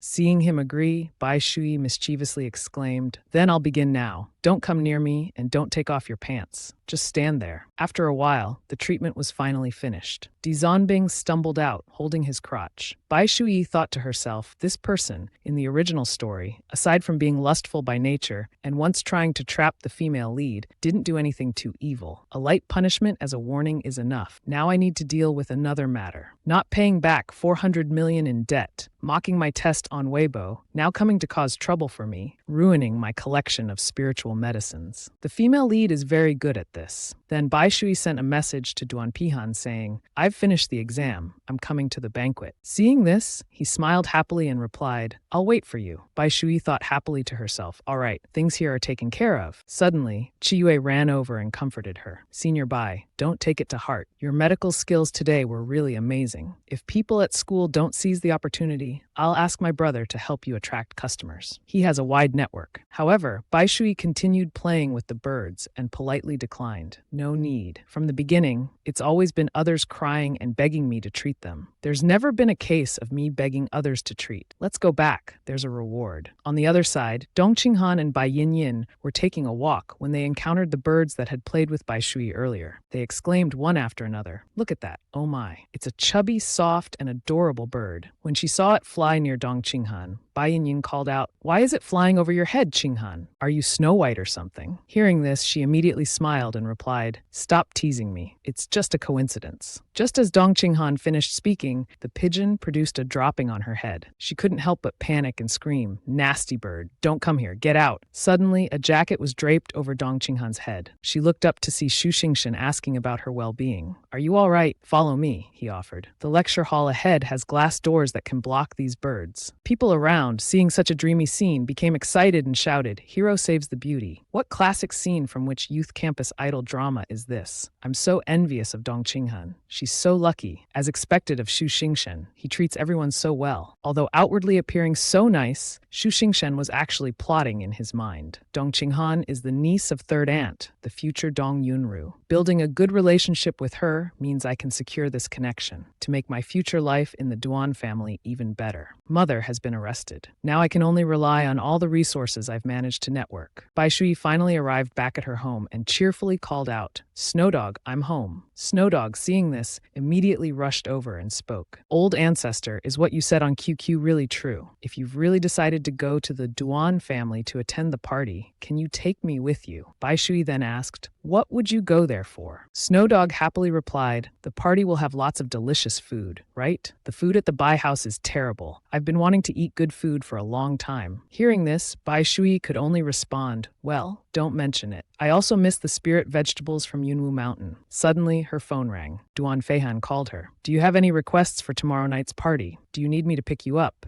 Just as Bai Shui was answering that she didn't need a ride, Snowdog suddenly requested that she look at the paper in his hand. Shui then read the paper instinctively. Let me see what it says here. Prepare fried buns, fried pork slices, fried meatballs, fried sesame balls, French fries. Duan Feihan, hearing this, showed a helpless expression and awkwardly replied, no wonder you didn't like the restaurant I took you to last time. Although Bai Shui tried to explain, he still said he would have someone prepare it, causing her to panic. It's not the villain. Future you really doesn't need me, does he? Meanwhile, Duan Feihan calmly continued with a love-struck expression. In the future, I'll adapt to your eating habits. So, we'll see each other tomorrow night. I'm going to the study to handle some company documents. Bai Shui could only helplessly hold her head and ask Han Han, after handling documents, aren't you going to sleep? By the way, that night when I gave you the rose, who did you end up dreaming about? Hearing this, Duan Feihan suddenly startled, recalling that happy dream. In the dream, he was holding Bai Shui under a lush green tree. She leaned gently on his chest and smiled happily. Instantly, Duan Feihan's face turned bright red. He thought excitedly, how does she know? Being too flustered, Duan Feihan quickly wished Shui good night and hung up immediately. This made her angry, and she secretly judged the villain. Future you is quite bold, not answering the ancestor's question and daring to hang up and leave. The ancestor is generous and won't quibble with you. There are more pressing matters at hand. At the Chi family, Chiyue was holding an eye chart in her hand. She was also happily shouting, "My eyesight has recovered. My vision is 5.3, brother. Can we check one more time?" Chimo smiled helplessly. "Just once, Yue." Suddenly he coughed a few times. His complexion also became less lively. Chiyue anxiously spoke up, "Are you all right? That illness of yours? Why don't we find my goddess to take a look? Her medical skills are very powerful." Just as Chimo was about to say it wasn't necessary, a message from Bai Shui arrived. At that party at the Duan family, Duan Shuqi will come to negotiate with Duan Tu. Help me stop him. I don't want to see that hateful thing at the party. After reading it, Chimo thought to himself with a face that was 3 parts indulgent and 7 parts fatherly. The ancestor really goes to great lengths to avoid meeting Duan Shuqi. A few days later, the day of the party finally arrived. Bai Yinyin went to the car and provoked Bai Shui. "Didn't you say you're also attending the Duan family party? Why don't I give you a ride?" However, Bai Shui flatly refused, which made Bai Yinyin uncomfortable, and she continued to shout, "Don't say that. We're all family. We should go together." Although she appeared well-intentioned on the surface, Bai Yinyin just wanted to see Shui's embarrassed look when she was stopped by security at the gate. Suddenly, Snowdog jumped out and barked, "You unreasonable thing. Let go of the ancestor." Seeing this, Bai Yinyin screamed in fear, "Fat rat! Bai Shui, you crazy woman. Afraid that I'll expose your inability to enter the Duan family party, so you use a rat to scare me. Let me tell you, this party is what sets me apart from you. I can enter high society. An adopted daughter like you can't. You just stay home and wait for me to return. I'm not done with you about today's matter." With that, Bai Yinyin left proudly before Bai Shui's helpless gaze. She thought tiredly. In such a short time, how many plot lines did she come up with in her head? Bai Shui didn't hesitate for long. She turned slightly and flew into the air. As she stepped on the wind, she spoke softly. "Today the ancestor will take you to see the world." Snowdog happily sang, "Big party, here we come." At the Duan family party, the scene was truly luxurious and grand. Bai Yinyin, holding a glass of wine in her hand, thought happily to herself, "The party has been going on for 10 minutes now. That bitch, Bai Shui, still hasn't shown up. She said she could enter the party hall on her own. It's indeed good that she lied like that. I can now flirt with handsome guys at ease." Tonight, there are many Chinese celebrities that you can only see in financial magazines. This is indeed worthy of being a Duan family party. Their style is truly high class. Just as she looked at the banquet table before her, Bai Yinyin froze. What the hell is this? Usually at parties, they prepare exquisite Western-style pastries. Even at worst, it would be Chinese food. Why are there so many deep-fried foods? A waiter immediately came over and explained to her, "These dishes were specially requested by our 4th young master. If Miss is interested, please don't hesitate to try." Bai Yinyin could only reply, "All right, if it's 4th young master Duan's favorite, I'll definitely try it." Meanwhile, Bai Shui was using an invisibility spell. Standing right next to her, she commented, "Now this is interesting. The one who likes these dishes has become Duan Feihan." Bai Shui poked Snowdog's chubby cheek and said, "The misunderstandings are really piling up.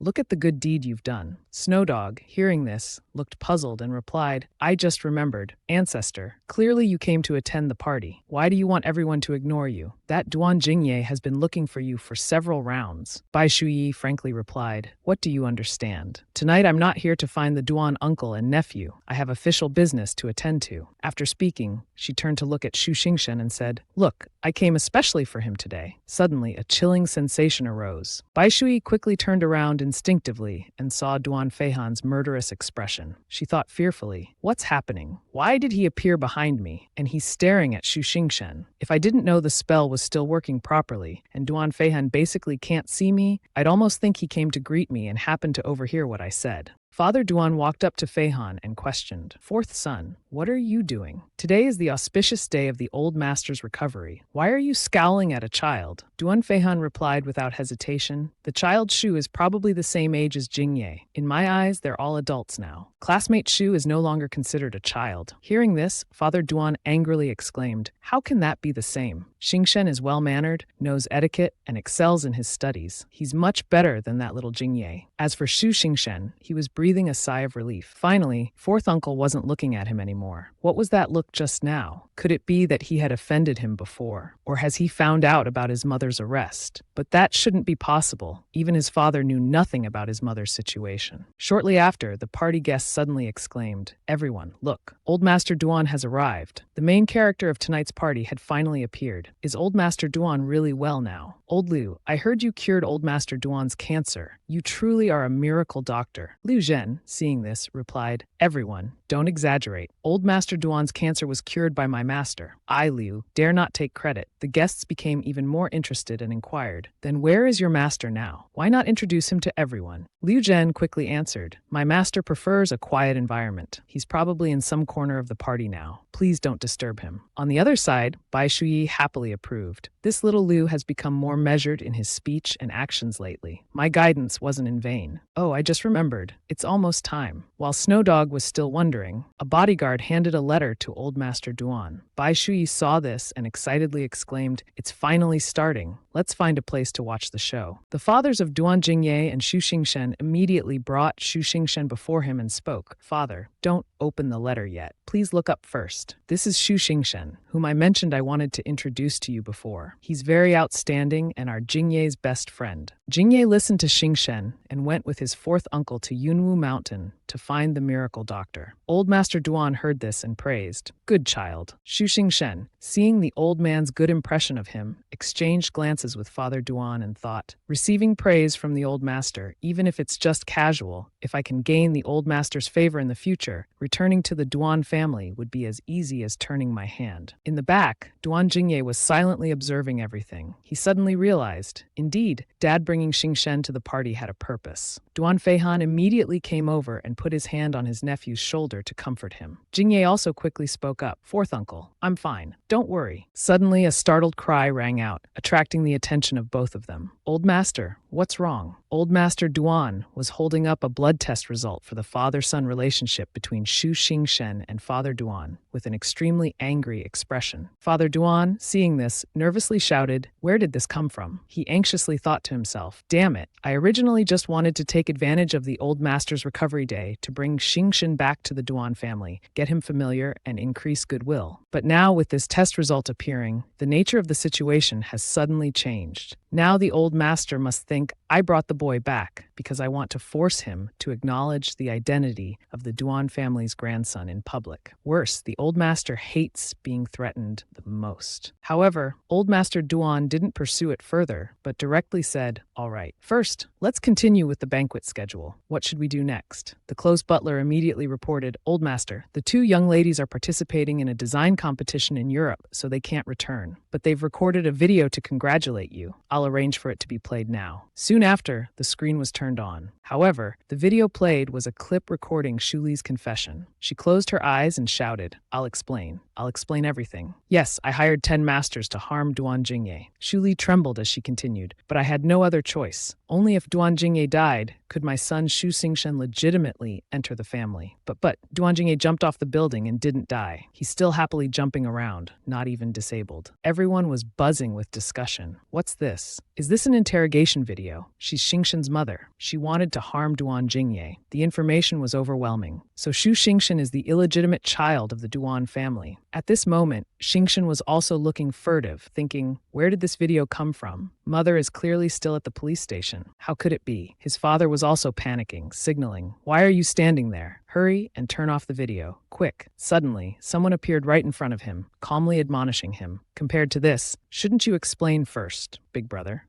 Fei Hong continued without hesitation. This Xu Li called Xu Xingshen's mother hiring Duan Jingye. What's that all about? Hearing this, the old master turned purple with rage and shouted, You, all of you. Hearing this, he trembled and explained, Father, don't misunderstand. This was Xu Li's idea alone. Neither I nor Xingshen knew anything about it. Xingshen also hurriedly trembled and clarified, Yes, if I had discovered mother's intentions, I would have definitely stopped her. Xingshen's words were quickly refuted. You open your mouth and lie. Class monitor Xu is indeed capable. He was annoyed when he found that Bai Shuoyu still hadn't let him off and continued to greet him. Xu Xingshen, I'll ask you once more. Are you really sure that you knew nothing about your mother hiring someone to kill Duan Jingye? Before, when I went to your house, I also mentioned that your mother might go to jail soon, telling her to think carefully before acting. At that time, Xu Li's face was extremely tense. She even collapsed to the ground. I guess your mother must have mentioned this often recently. There's no fake news. You were able to quickly return to the Duan family, right? Putting all these details together, you really didn't feel anything strange. Xingshen couldn't help but wonder inwardly. sadly. How does he know everything? Shuoyu's eyes were still very determined, ordering, "Answer me." At this moment, a car was just pulling into the courtyard. It was Duan Tucci who got out of the car pondering, "Did I hear wrong?" The voice just now seemed to be hers. In the mansion, Sun Dayong's shouts were also ringing out. "So this little brat clearly knew your mother hired someone to kill my grandson, but still pretended not to know. Cat got your tongue." Xingshen faced the rage. His voice became stammering. "Grandfather, I." His reaction made him even more furious, replying, "Shut up. I'm not your grandfather." Xingshen's face was furtive. He couldn't help but think. The meaning of these words is, "Grandfather won't let Dad take me back home anymore. What should I do now? Mother's been arrested. I can't go back to the Duan family. My future is completely ruined." Facing Sun Dayong's rejection, "Take him away from me. Even an illegitimate child dares to harm my Jingye," Xingshen resentfully replied, as if being illegitimate was something I could choose. Fei Hong also stepped forward to add, "Being illegitimate is indeed not something you can choose, but a person's character is formed later. Do you think someone who can calmly watch their own sibling, their good friend, die like that has good character?" Jingye also suddenly appeared, making Xingshen stunned. Shuoyu stood observing, feeling extremely pleased inside. "Excuse me, male lead. Today our ancestor came here precisely to shatter your hope of entering the Duan family. Thoroughly changing the plot, you see. Besides avenging the original owner, I can also conveniently save the Tang monk's flesh, protecting a bright future. This deal is guaranteed not to lose." Suddenly, a loud voice interrupted her thoughts. "What's going on here?"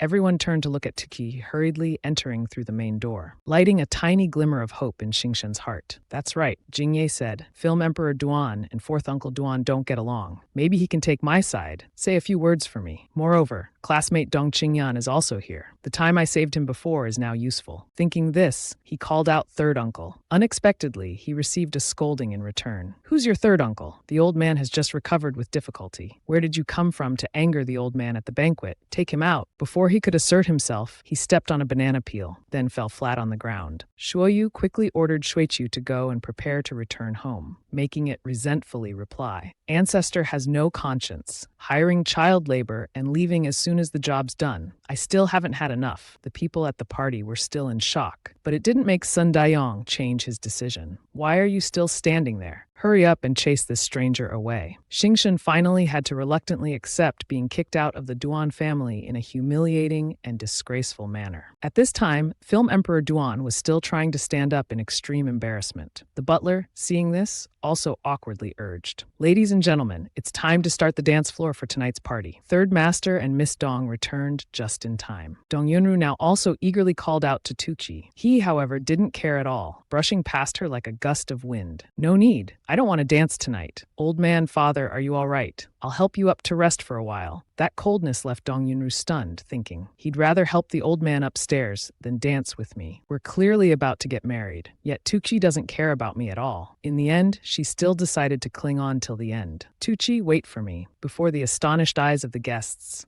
Duan Jingye could now breathe a sigh of relief. This matter can finally be considered over. Unexpectedly, the one who wanted to push me to death was actually Aunt Shualei, your own Xingshen. "Fourth uncle, I'm fine. Don't worry." "All right. It seems no one has started dancing yet. Fourth uncle, I know you don't know how to dance. Why don't you invite Vivi to open this dance?" After looking around searchingly, he curiously continued, "Strange, where did Vivi go? She was clearly here just now." Feihan then awkwardly ordered, "Be good and stay here. It's none of your business." At this moment, Gaucher was still trying with all his might to hold back Shuoyu. "Old ancestor, I'm not going. Luckily, I'm afraid of Duan Tucci, so I left quickly," although she tried to cover up by saying, "Me, afraid of him. Who does he think he is? Don't try to provoke me." But in Sophie's heart, there was a real big worry. If it wasn't for worrying about the feelings that Duan Tucci had for her, which could potentially disrupt the plot of her story in the system mission. "I already killed him 800 years ago." Before she could finish her thought, a loud call made her jump. "Miss Bai, may I have this dance?" Shuoyu's face immediately became furtive as she asked, "You can see me." She quickly regained her composure to analyze calmly. "How is this clearly? When I first entered the banquet hall, I had already cast a concealment concealment spell to lower the sense of my presence to the minimum. Even just now, when exposing Shuo Xingshen, only Shuo Xingshen herself could recognize who I was. In others' eyes, I was just a passerby with unclear identity. Is Duan Feihan really just an ordinary person? Although he is indeed a mobile repository of spiritual energy, but without being a cultivator, how could he easily see through my magic? He then took the initiative to approach, guiding Sophie's hand forward together, confidently dancing to the music to Sophie's surprise. The guests present also began to buzz with discussion. Is Fourth Master Duan going to open the dance? Wait a minute, the key point shouldn't be who this girl is. The Duan family's fourth master has never had a female companion before. Where did he pull this person from? Was there someone in that corner just now? Bai Yinyan also came from somewhere and loudly accused. I know her. Isn't she that fraud Bai Shuoyu? She's from my school. What's going on? Bai Shuoyu, you fraud. How did you get in here? She couldn't help but feel confused inside. Just now, I specifically looked around the banquet and indeed didn't see Bai Sophie's figure. With her making such a fuss, Sophie still responded with a calm attitude. Of course, I came through the main entrance. Bai Yinyan angrily shouted again for no reason. How is that possible? Didn't you not even have an invitation? On what grounds can you enter here without presenting an invitation? Liu Zhen witnessed this and also felt it was unacceptable, so he hurriedly spoke up to lecture. You milk-breathed child, don't insult my master. People started whispering and discussing again. Is Master Bai Shuoyu the ancestral master that old Lu mentioned? How is this possible? Bai Yinyan still stubbornly questioned. Old Lu, have you misunderstood something? Bai Shuoyu is an adopted daughter of our Bai family. How could she know medicine, let alone be your ancestral master? Moreover, you've never been to our Bai family. Hearing this, he angrily rebutted. What do you know, little girl? The master teaching me medicine, of course, has her own ways. Even Chiyue, standing nearby, spoke up indignantly. That's right. What do you understand? My myopia was cured by my goddess. With just one dose of herbal medicine, my eyesight recovered to 5.3. Whoever says she doesn't know medicine, I'll fight them to the death. A male student hearing this suddenly collapsed. It's over. It's over. I had previously asked for a refund of the medical deposit from classmate Bai, and now it's too late to regret. Sophie immediately received countless requests. Classmate Bai, please accept my friend request. Classmate Bai, if we were wrong before, could you please let us queue up and make appointments again? Is that okay? If you think the 2,000 registration fee is too low, I'll pay you 20,000. Is that all right? Could you also check my myopia? Finally, she was able to answer them confidently. I've said it before, once you pass this village, there won't be another shop. I've never lacked patience. You have the right to cancel your reservation. I also have the right to refuse treatment for patients who cancel appointments. Liu Zhen heard this and curiously pressed for more information. The ancestor opened a clinic. Qiyu nodded in confirmation. That's right. My goddess opened registration for medical consultations at school. The appointment fee was only 2,000. As a result, she was slandered by these people. This information really upset him. Only 2,000. Just 2,000. At the ancestor's level, even if she charged 200,000, it would still be undervalued in the market. Well, those classmates who had canceled their appointments could only regretfully watch Sophie, regretting their mistake. Who could have guessed that a high school student like Bai Sophie would actually be a medical genius? I remember now. It was all because of Tong Qingyan and Bai Yinyan's provocation that we canceled our appointments. Their predicament made Shuoyu extremely pleased. The male and female leads both exposed. Today's events can be considered perfectly satisfying. Fei Han, standing beside her, expressed sympathy. I never imagined your student life would be so tumultuous. Sophie quickly responded with a farewell. Thank you for the Duan family's invitation today. I've done what I wanted to do, and I don't need to dance. I'm tired and preparing to go home. As she was about to turn away, Shuoyu suddenly heard someone call out, "Wait." It was Tuqi hurrying over, with Dong Yunru eagerly chasing after him. Tuqi, now suspicious, questioned her. "Suosuo, are you Bai Suosuo?" She paused, racking her brain for a moment. Still, it's been discovered. It's too late to leave now. If Duan Tuqi really suspects, he might go directly to the Bai family to find her. Or should I make some strong soup for Duan Tuqi? As he was about to reach out and grab Sophie, he was suddenly stopped by Fei Han. "Third brother, you're being too rude." While Tuqi was fuming at Fei Han, he heard a gentle voice calling, "Hello, Uncle Duan." Sophie was still calmly displaying a bright smile, which left him bewildered. Is this really Bai Suojiao? 25 years have passed in the blink of an eye, yet why does she still look the same? Just like when I first met her years ago. At this moment, Shuoyu was also angrily making a suggestion. I want to use a rock to hit your third brother. Is that okay? Dong Yunru had also bitterly realized. Bai Bai Suo, that's not the first love that the movie king has been searching for 25 years. Discussions arose again in the room. If it's really her, this fiancé title of Miss Dong, isn't it just? It made her even more resentful with these damned thoughts. If I had known earlier that this would happen today, I would have insisted on bringing Tu Chi back. Obediently let him go, have dinner with CEO Chi from Mo Fen. Just as she finished this thought, Yunru hurriedly stepped forward. Duan Tu Chi, snap out of it quickly. She's not Bai Suo. Didn't you hear what these students just said? Her name is Bai Sophie, a student from Manhwa school. Sophie, hearing this, felt indignant and muttered, I want to hit that woman too. Do you understand what I'm saying? Why aren't you answering? Fei Han immediately understood and quickly signaled. Be good. Wait a moment. I'll help you. At this moment, Tu Chi's mind was truly in turmoil. Right, this girl can't be Suo Suo. Even if plastic surgery techniques have advanced tremendously, they still can't completely erase the wrinkles left by time. But this girl looks too much like Suo Suo. There must be some connection between them. He hurriedly inquired who she was. Very quickly, he received an answer that couldn't be more cheeky. I'm your great-great-grandmother, uncle. This left everyone stunned. This answer is truly worthy of our school's medical goddess. She even dares to tease a movie king. Tu Chi, now impatient, shouted loudly, I'm asking for your name. Before Sophie could answer, they heard the door open and a group of strangers entered. They identified themselves as police and made a request. Miss Bai, please come with us. This made Suo Yu truly confused. What's going on? Could it be that the surveillance snow globe was discovered? Though a bit worried, she still cheerfully agreed. All right, I'll go with you. Fei Han, standing nearby, eagerly offered, I'll go with you. After the police asked who Fei Han was, while he said he was her guardian, Sophie simultaneously answered, he's my little brother. This made the police suddenly curious. What's this? Big sister and little brother. We came here to arrest someone, not to witness a romance. At the police station late at night, as Suo Yu was calmly walking out, she was startled by two people. Fei Han and Tu Chi both exclaimed in unison, Are you okay? Then, they glared at each other, ready to fight. Seeing this, Suo Yu smiled slightly. She then quickly moved towards Fei Han. Of course, I'm fine. She had already secretly understood the current situation. It was just that her use of magic was discovered by the kids, so they wanted to recruit her to join them. It only took 2 or 3 sentences to send them away. So in response to his enthusiastic invitation, Miss Bai, join us. We can provide resources for cultivation, and we can protect you from being harassed by other Matu organizations. Sophie calmly declined these invitations. First, I don't care about so-called cultivation resources. Second, I understand that Matu organization better than you do. Like the country established by Matu 25 years ago, they were originally called the Demon Realm. The amount of information she provided was quite large, leaving him gaping in astonishment. How does a young girl know more than professionals like us? Who else are you bringing in? Quickly check and verify the authenticity of this information. Tu Chi, standing nearby, resentfully brought up the old matter. Don't ignore me. You still haven't answered my question from earlier. What's your real name? Why do you look so much like Bai Suo? It's like you were cast from the same mold. Finally, she warmly answered with determination. My name is Bai Suo Yu, and the Bai Suo you mentioned is my aunt. Faced with his relentless questioning about where her aunt was now, Sophie pondered for a moment. She really didn't want to get involved with Tu Chi's group anymore. A harmless lie would suffice. But just as she was about to speak, she suddenly remembered. No, I'm still using Bai Suo's name to send daily letters repaying the 400 million. If she dies, wouldn't that money be unrecoverable? Thinking of this, she boldly declared, she got married and had a child abroad. This statement terrified Tu Chi. Why? Because I insisted on marrying her. She knew I was doing it to protect her. Suo Suo, I was thinking about how to help her escape the harassment of that Demon Realm organization. Those words terrified Suo Yu as she recalled. It was a cage called protection. That frustration made her indignantly respond. You think too highly of yourself and too little of Bai Suo. If your initial intention hadn't stemmed from goodwill towards my aunt, I would never have let you live comfortably for the past 25 years. Suo Yu's resolute demeanor also startled Tu Chi, truly her niece. The way she says these words is exactly like Suo Suo from back then. Fei Han also came forward to hold Sophie's hand, interrupting the confrontation between the two. Enough, I'll take you home. Hearing this suggestion, she immediately let go and questioned, Home? Han Fei, you're not keeping your word. Her sharp reaction made him suddenly remember. Perhaps Sophie was referring to this.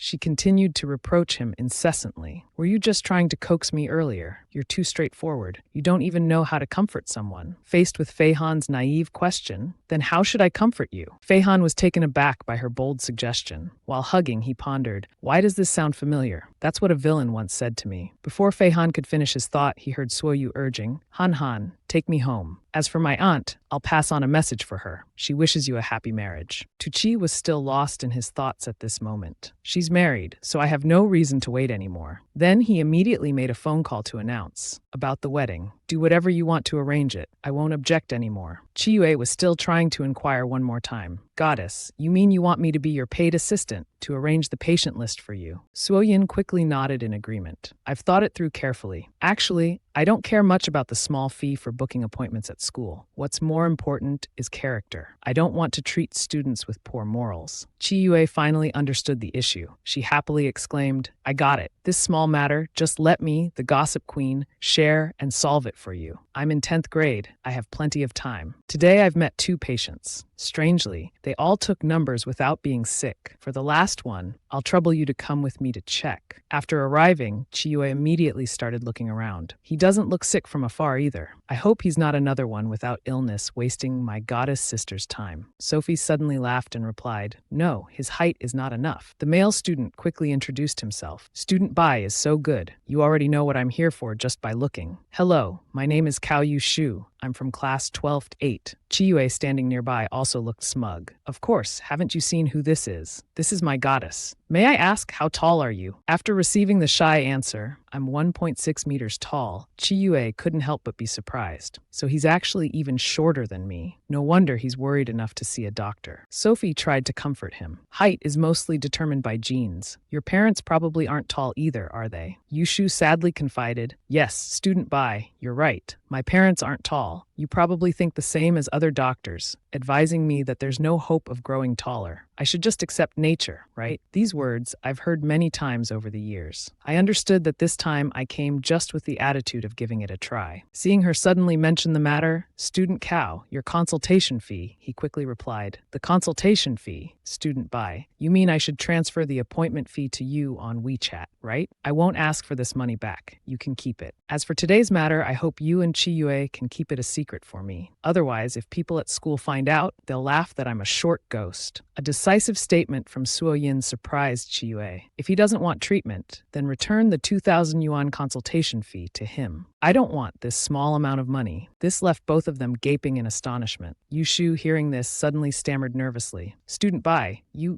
can help me grow taller. Can I reach over 1.8 meters? No, over 1.7 meters is fine too. Suo Yin also nodded warmly, thinking, a legitimate business has finally arrived. Hearing this, Chiyue also took the chance to bargain. This growing taller thing isn't cheap. What was it? 100,000 yuan per centimeter. If you want to reach 1.8 meters, that's 20 centimeters, so 2 million yuan. Her words quickly earned a reprimand from Suo Yin. Chiyo, not everyone charges sky-high prices like you. As doctors, we must do business with conscience. In her heart, she kept thinking, this kid thinks everyone is Duan Fei Heng. 300 million isn't that easy to scam. Then, turning back to look at Yushu, she continued the unfinished conversation. Student Cao, if you want to be over 1.8 meters tall, give me a 200-year-old wild growth herb. For 1.7 meters, give me a 75-year-old one. Chiyue, though shocked by this proposal, only dared to think to herself, no way. The goddess's price is even more outrageous. Yu Shu, looking thoughtful, muttered, my family used to be imperial chefs. Our ancestors were royal cooks. Now my father sometimes adds medicinal herbs when cooking food. As far as I know, we do have a 200-year-old wild ginseng at home worth $1 million. If this can really help me grow taller, I think my parents will definitely agree. Suo Yin, hearing this, could breathe a sigh of relief. It seems this deal is as good as done. After you pay the consultation fee and wild ginseng, every day after school, I'll come to the Cao family for acupuncture to increase your height. Also, tell your father to wait for me at home. I have a bigger business proposition for him. While Suo Yin was walking leisurely, she became curious upon discovering something strange. Duan Jingye and Xu Jingshen, after the party incident, these two can still be together. Let's go over and see. Suddenly, she heard the earnest words of Jingshen. Jingye, why are you standing so far from me? Listen to my explanation.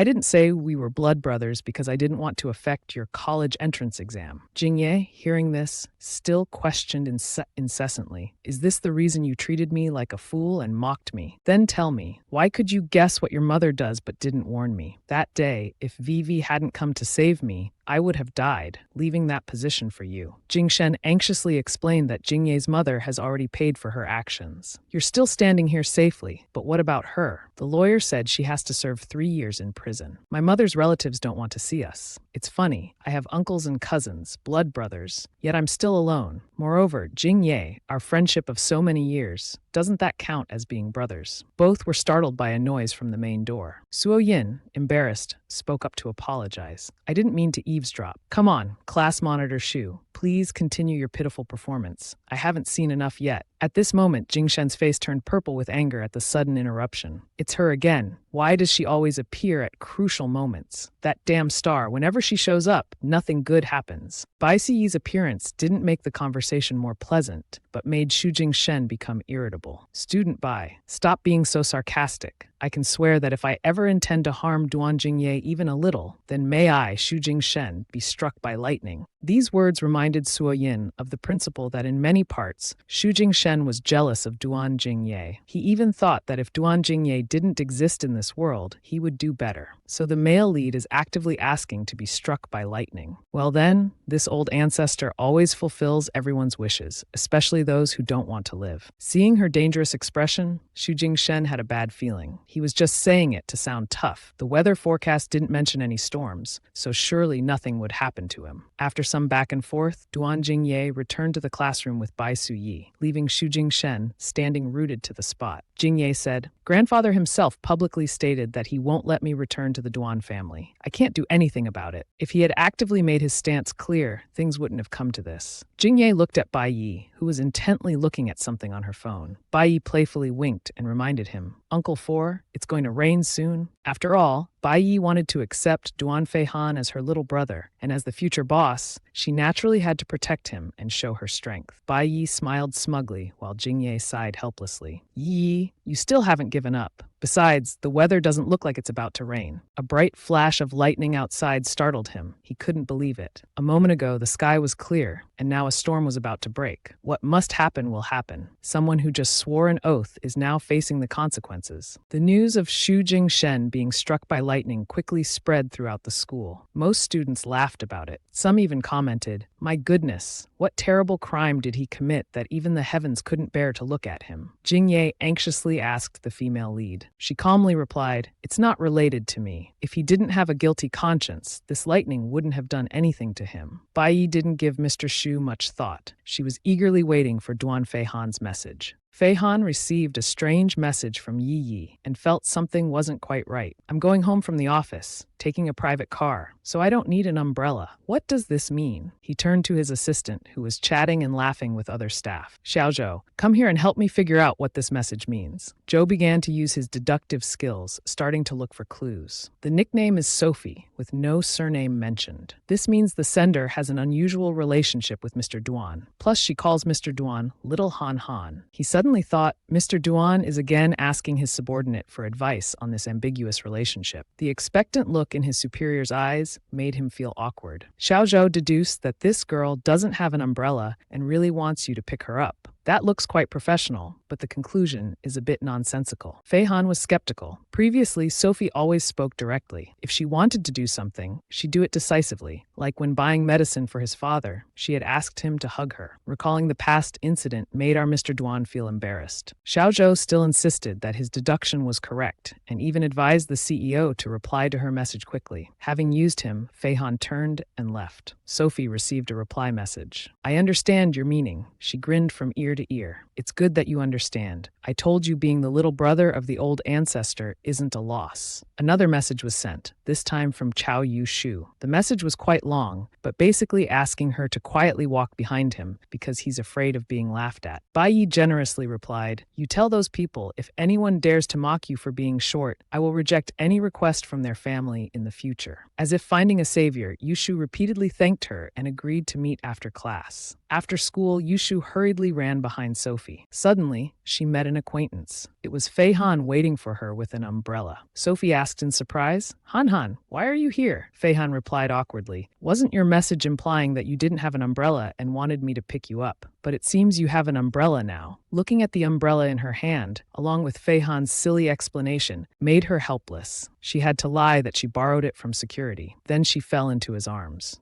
Seeing the two being lovey-dovey in front of him, ignoring him completely, Cao Yushu cried, fearing that today Sophie wouldn't come to his house. Seeing a young girl going to a boy's house at night like this, Fei Han angrily insisted on going with her. The smell of jealousy was overwhelming. Sophie didn't notice, even telling little Cao to get on Han Han and go together. Cao Yushu was scared, not knowing what he had gotten involved in. Seeing the boy curled up, the CEO wondered, do I look that scary? Half an hour later, they arrived at the Cao family. The nightmare was just beginning. Cao Yushu trembled, holding his pants tightly. Just a moment ago, Sophie had told him to take off his pants, which led to this crying scene. Fei Han couldn't help but speak up to protect the fragile boy. But Sophie calmly replied, why are you two so tense? How can I do acupuncture without taking off the pants? Besides, I've seen many bare bottoms before. Recalling things from thousands of years ago was embarrassing, but now she had become thick-skinned. At this, Fei Han turned purple with anger, but couldn't say anything.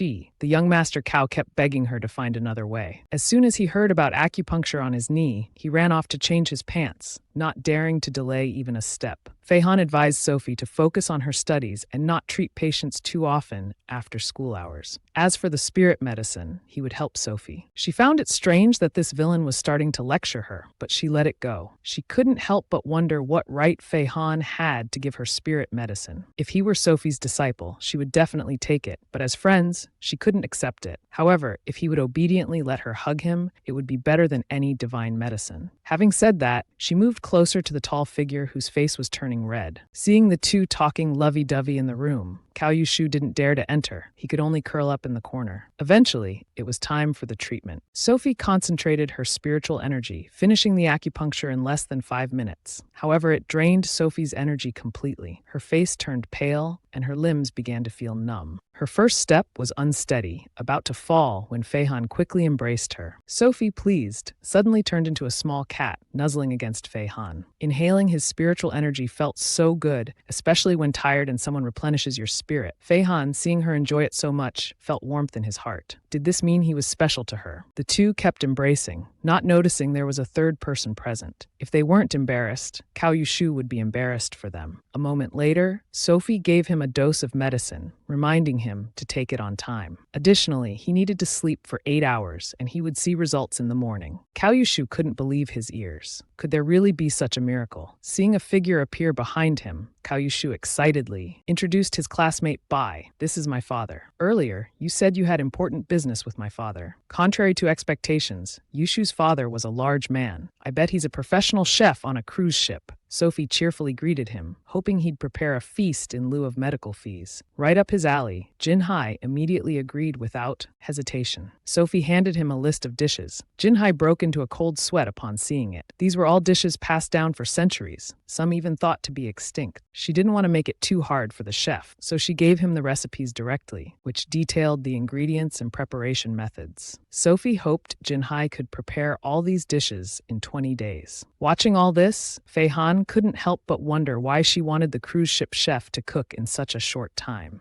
She explained, it's just that in a little over 20 days, it would be someone's death anniversary. She wanted to prepare a feast to honor him. That guy died so tragically, unable to eat summer peaches or taste his favorite dishes before disappearing from this world. Then she cheerfully took Fei Han's hand and pleaded, can you let me pick a basket of peach blossoms to ferment? Fei Han felt a bit jealous. She had already honored a man, and now she wanted his peach blossoms to offer to him. He replied without hesitation that the flowers weren't blooming. Bai Suoyi returned home, upset by Fei Han's refusal. She angrily threw her innocent bag on the ground. If he doesn't want to give them, I still want them," she said, striding out. Xiaofu hurriedly stopped her. "Young mistress, you just got back. Where are you going now?" Sophie stopped, her face relaxing as she announced she was going to pick flowers. She was about to leave again when Xiaofu stopped her once more. "Tomorrow evening there's a family banquet at Juxian. Please, you must attend to meet my eldest son and grandson." Sophie told him to arrange it, then left immediately. At Fei Han's house, he helplessly leaned against the wall. Sophie's matter kept him thinking endlessly. Even while bathing, he couldn't stop. Earlier, he lied to Sophie that the flowers weren't blooming. She seemed angry with him, leaving without saying goodbye. But thinking about her dedicating so much thought to another man made him unable to control himself. Fei Han stepped out of the bathroom, his body still wet, saw his phone ringing, and picked up. He heard news that the southern estate had been robbed. All the best cared-for peach blossoms had vanished into thin air. The thief was so arrogant that they left a $100 bill with a rose attached to a branch. Fei Han quickly figured out that Sophie was behind this. Moreover, she had posted photos in their friend group for him to see. Knowing the culprit, Fei Han felt relieved. He instructed the housekeeper to keep the rose and money until he came to collect them. Looking at her spoils, Sophie couldn't help feeling smug. Considerate as if Fei Han had given her these peach blossoms for wine, she finally got them.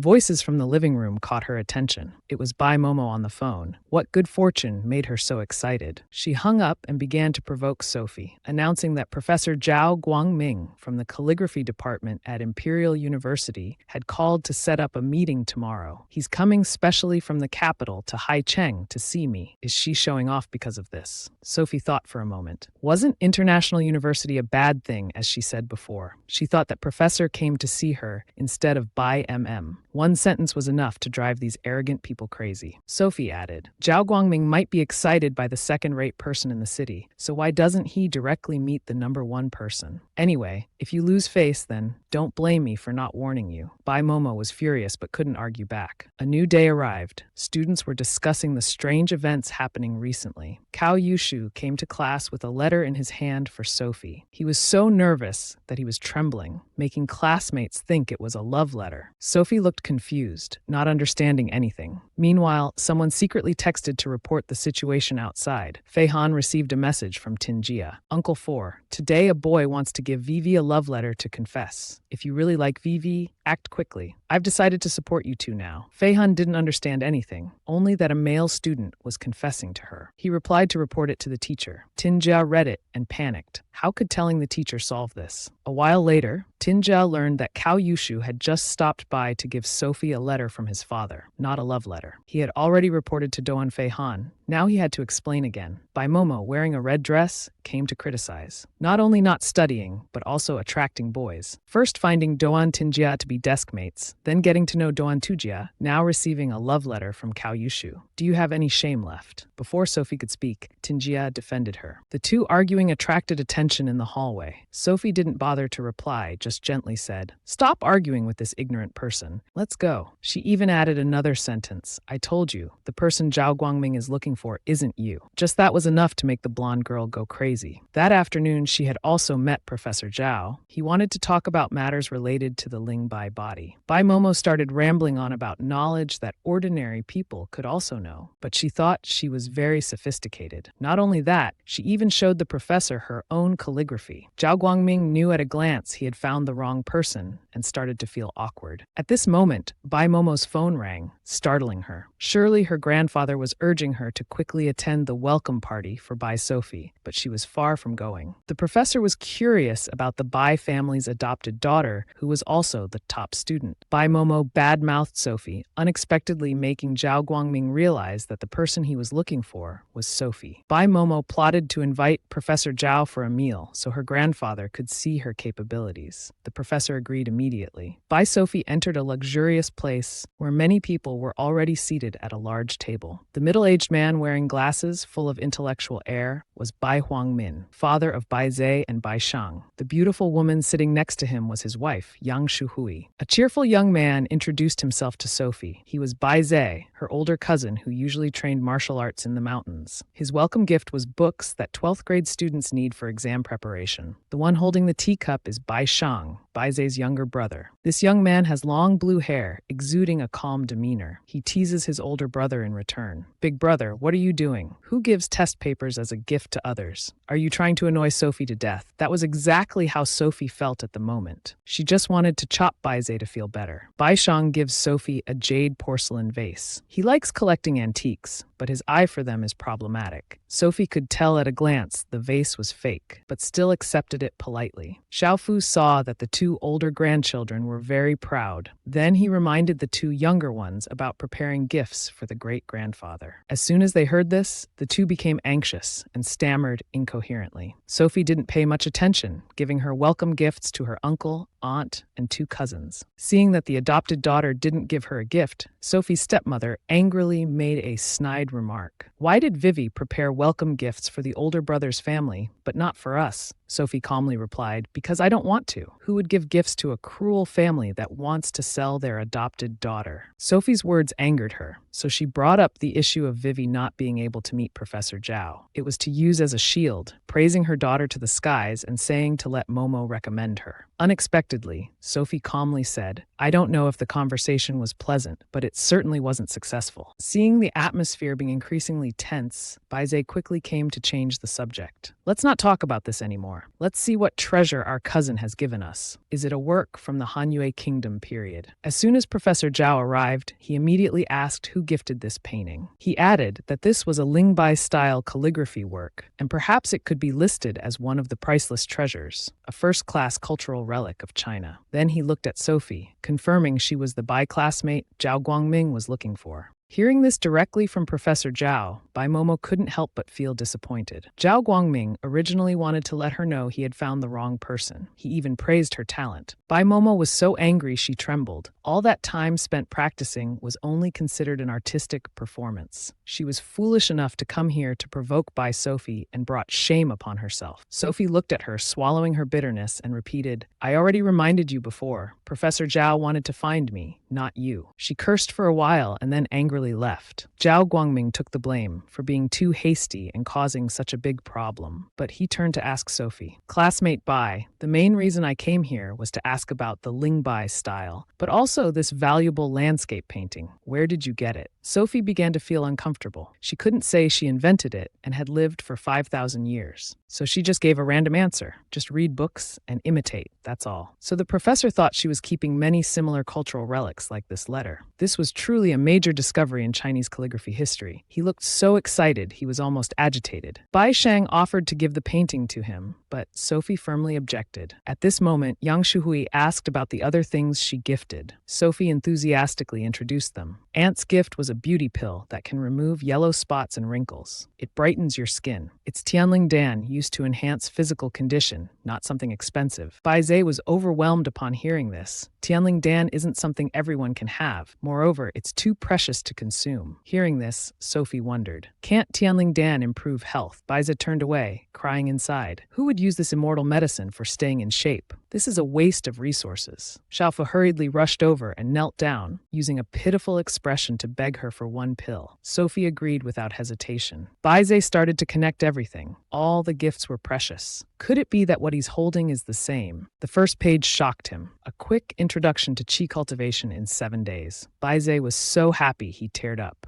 Sophie even instructed him if there's no progress in practice, come find her. She can teach him personally. The Bai Huangguang couple who witnessed all this were shocked by the valuable items Sophie gave to the main family. The wife even thought this was just a play she conspired with Professor Zhao, or that he was an actor she hired. How could this woman come up with such an absurd idea? Baize seriously believed this cousin's background was absolutely not small. Moreover, grandfather must know something. He even called Sophie old ancestor earlier. The door suddenly opened. Bai Momo returned with a face full of happiness. She said she just met Duan Tucci, the film emperor, and he's about to come to their room. Sophie, who was in a good mood, immediately used a murderous gaze and said one sentence, "I'm not interested in old men." This irritated Mrs. Bai Huangguang's love for handsome men. Don't talk nonsense. Tucci is a heartthrob. After saying that, she sat down and started applying makeup, her face eager to meet the film emperor. Outside, Tucci's voice could be heard. The mother and daughter excitedly ran to open the door, but for some reason, the door wouldn't open. Sophie smiled mischievously. She had used magic to make the door immovable. Tucci, standing outside, heard the door was broken. His expression immediately darkened. He angrily shouted, "Why is everything preventing me from seeing Miss Bai Sophie? Come out here." His aggressive tone quickly turned to pleading. "Please tell me where your aunt lives. I really want to see her." Tucci heard a voice speaking to him. "What are you going crazy about? This is a public place. People are watching. You want to see her, but she doesn't want to see you. Ever since you revealed her heart condition to those Matu people, since you imprisoned her, trying to force her to marry you, you and Baiso have been enemies." The voice Tucci heard was from inside. Sophie used magic to transmit the sound to him. Seeing Tucci so dejected, people there started asking Tucci, "Tucci, why did you suddenly stop talking and leave? What happened?" Suddenly, a woman rushed out to see what was going on. She approached the film emperor and acted familiar. "Tucci, what's wrong? I have something to tell you, so I came here." The young man replied in a stern voice.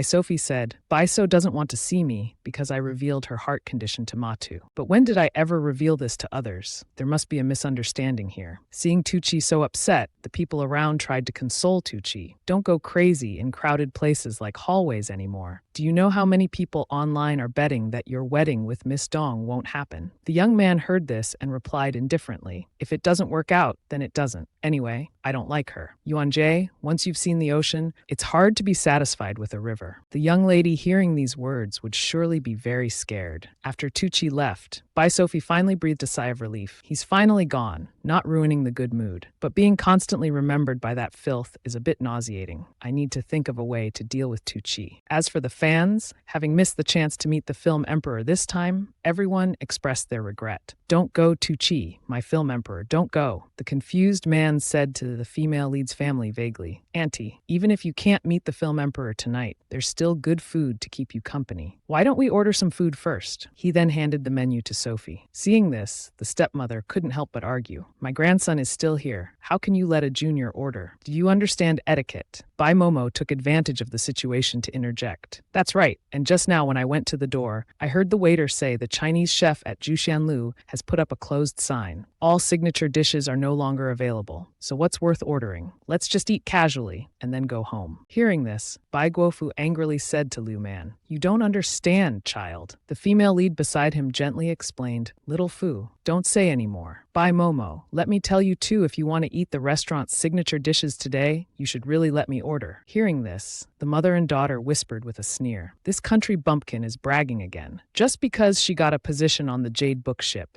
If the Chinese chef knew that Bai Sophie seduced his son before the high school exam, he'd settle scores with her for sure." One moment they were showing contempt, but the next moment they had to gape at the scene before them. How is this possible? On the dining table, the waiter laid out a feast of delicacies and began to introduce the dishes. "Hello, Miss Bai. Yellow croaker fin stewed with jade shrimp, clay-baked chicken, roasted suckling pig, and your assorted chicken stew have arrived. The other dishes will be here soon. Please start eating." Bai Momo still couldn't believe her eyes at this point. Are these really all made by the Chinese chef himself? Didn't they say they had put up a closed sign? Hearing this, the waiter explained, "Chef Cao said, Miss Bai, who holds this purple gold flower card, is the only exception." The female lead held up the powerful card and said, "That's right. Please tell Chef Cao for me. He should just focus on his menu. There's no need to come see me personally." The waiter heard this and thought to himself, "Strange, how does this young lady know that Chef Cao just left the kitchen and was about to wash his hands to come see her?" Shang Ergay beside her, witnessing this scene, also wondered, "VVM, the card you just took out is Zhu Xianlu's purple gold flower card. I remember this purple card is extremely rare. It seems it's only given to members of the Cao family, unless this card is also given to benefactors." "Shang Ergay, your intelligence needs updating," the female lead interrupted. Then she sat down at the table and said warmly, "Everyone, please start eating and enjoy the skills of the Imperial Kitchen's descendant." Then the girl didn't forget to mock, "Especially Mother and Momo, you must eat more. You two probably won't be able to eat Chef Cao's cooking again. After all, Chef Cao won't take orders from any guests for the next 20 days. Hearing these words, both mother and daughter were so angry they couldn't speak, cursing in their hearts. "This damn girl, she's deliberately mocking us." Bai Guofu, being the elder in the family, still had to wait for Sophie to start eating before he began. Shang Er-ge, seeing this scene, became curious. Sir, you only picked up your chopsticks to eat after Cousin Vivi took her first bite. She can make you so polite, can casually take out a gift of considerable value, can make the famous chef cow of Haicheng feel indebted and break rules. Who exactly is this mysterious Cousin Vivi? This is getting more and more interesting. At the banquet table, the two men were chatting very happily. I didn't expect to have such a delicious meal today. Thank you, classmate MM, for inviting me to join your family dinner. Acquaintance is fate. Professor Zhao, after eating, if you're free, why not come to our bi-family home for a bit? The female lead, hearing these words, could only sigh. This social conversation is so long. Then she politely said, please chat for a while. I'll go out for some fresh air. With that, she walked outside, humming a tune as she went. Suddenly, a voice came from behind Cousin Vivi. Hearing the familiar voice, the girl replied, Shang Er-ge, why are you following me? The man heard this and became confused. But just now, Cousin Vivi, you signaled me with your eyes and drew a circle on the table. Wasn't that telling me to come find you? The female lead said, if I say so, then it must be so, Er-ge. I really value you, you know. She silently speculated in her heart. There are a few days left in the 1-month deadline, but the Dong family doesn't seem to intend to pay me the 400 million, so they can't blame me for taking action now. Then she clapped her hands and said, seriously, that's right, there's one more thing. I'll be straightforward. The jade porcelain vase you gave is a fake. You've been scammed. Shang Er-ge heard this and cried silently in his heart. He wondered, so I gave a fake antique, and I was just laughing at Dae-ge for not understanding female students at the dinner table. Turns out I'm the pot calling the kettle black. After Bai Sophie revealed this earth-shattering secret that broke the young man's heart, she quickly found a way to slip away. All right, if there's nothing else, I'll go first. Please say goodbye for me. As for the exam papers Big Cousin gave, just give them to Aunt Thu to recycle. As soon as she finished speaking, a young man came rushing towards the female lead. He excitedly called out, Cousin Vivi, grandfather, and the others are about to leave. I'll help you carry the scattered items. Here, Sophie. Hearing this, she felt a bit reluctant. This Bai Jie has buried the old ancestor alive. Damn, what should I do with this trash now? After returning home, the girl took out a box and called out loudly, I brought you some late-night snacks. Eat up. Chu Shui quickly ran out, her mouth immediately saying, Old ancestor, how come you were brought back by Dong Si-jae? I've seen it many times already. Looking at the food box Sophie was opening, Chu Shui immediately dropped all shame. Her eyes shone bright like car headlights. She continued, besides, thanks to him, old ancestor can solve that pile of homework. Hearing these words, the girl suddenly remembered the conversation between herself and Xing Han. Basically, she wanted to send a gift to Xing Ye, but he misunderstood it as just an excuse for her to approach him. At the same time, at Dongjia, Xing Ye looked at the mountain of documents in front of him and exclaimed in panic, Uncle Four, are you sure this pile of exam papers is a gift from Vivi? Is this an amount a human can finish? Xing beside him also became flustered. I didn't expect she really wanted to give a gift, I thought. Back to the female lead side, Chu Shui spoke while eating messily, but I feel like he doesn't want to be the old ancestor's little brother. Sophie replied, if not a little brother, then what? Best friend, lover. Then wait until he's 100 years old, send him off on his final journey, and make yearly offerings. Better not. It's not like he's the most desperate person. Being a little brother is fine. Just then, a knock on the door sounded. Student Bai, are you home? I see your room light is on. The woman quickly ran to open the door and saw the enthusiastic professor saying, Student Bai, you are indeed home. I wanted to ask, you said you know about Ling Bai Ti based on simulation written in a book, right? What book exactly is it? What's the story? The female lead heard this and thought of a way to deal with it. This Professor Zhao is really persistent. Well, it's a small matter after all. I'll just randomly pick a book from my space and throw it to him. That should do it. Then she spoke up. Is it enough to study from this book? She said as she handed over the book Shan Yue Ji Shi to Professor Zhao. The man looked at the book title and exclaimed in shock,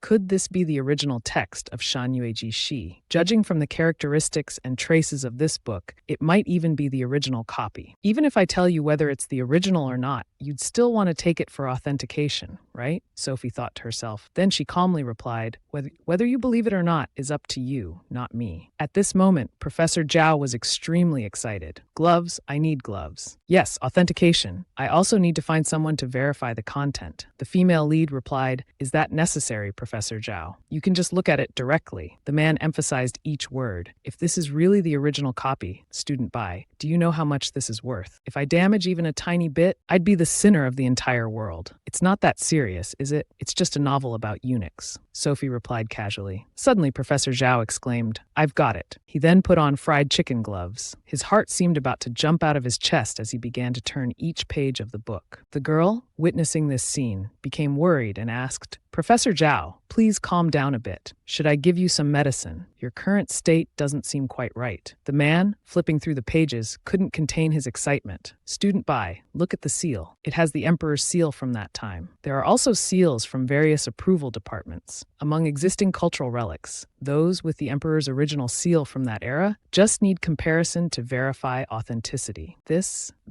With that, he was so shocked that his nose started bleeding. He hugged the book to his chest and exclaimed, Ancestors, the story you read has been updated. Looking at the man writhing on the floor, Sophie was confused, saying, What's all this about? This person is way too excited. Chushe, call an ambulance. Yes, Chushe quickly replied. Under the starry sky at Haicheng People's Hospital, seeing the patient slowly opening his eyes, Sophie said to Professor Zhao, Are you awake, Professor? Your heart isn't in good condition. You must not get so excited again. As soon as she finished speaking, Professor Zhao returned to his previous state. Say no more. Quickly give me the phone. He started dialing a number. Excitedly, he spoke loudly. Hello, quickly invite Haicheng's cultural relic experts here. We need experts to identify the seal of Hanyu Kingdom. I might have found the original manuscript of Shanyu Shi. It even contains unpublished content from chapters 23 and 12. What did you say? The voice on the other end exclaimed. Although lying on the hospital bed, Professor Zhao was still obsessed with Shanyueji Shi. Come quickly, don't faint, stay strong. It's real. The seal proves it's real. As soon as the news spread, many articles appeared online related to this sensational event. Internet users were once again abuzz with discussions. Some were excited, wanting to see the content inside the book. Others thought it was just a hoax. Outside the hospital, Sophie was cooking while chatting with Chu Shui. I never thought that the book I casually wrote to kill time would be so sought after by future generations. Smelling the aroma rising from the pot, Chushe trembled in fear, saying, Ancestor, please don't talk about that first. What are you doing here? Cooking manure. The female lead heard this and wondered, does it smell that bad? I just wanted to cook some Mengba soup for Duan Tuchi as a wedding gift, just to completely shatter his beautiful dream. After smelling the aroma in the pot, the girl had to admit, all right, it is a bit smelly. Next time I'll add some fragrance. Oh right, I still need to prepare a big gift for the Dong family. This will require the help of my dear 8 great families. After saying this, Sophie called someone, swearing, I didn't even finish my sentence when the other end directly hung up.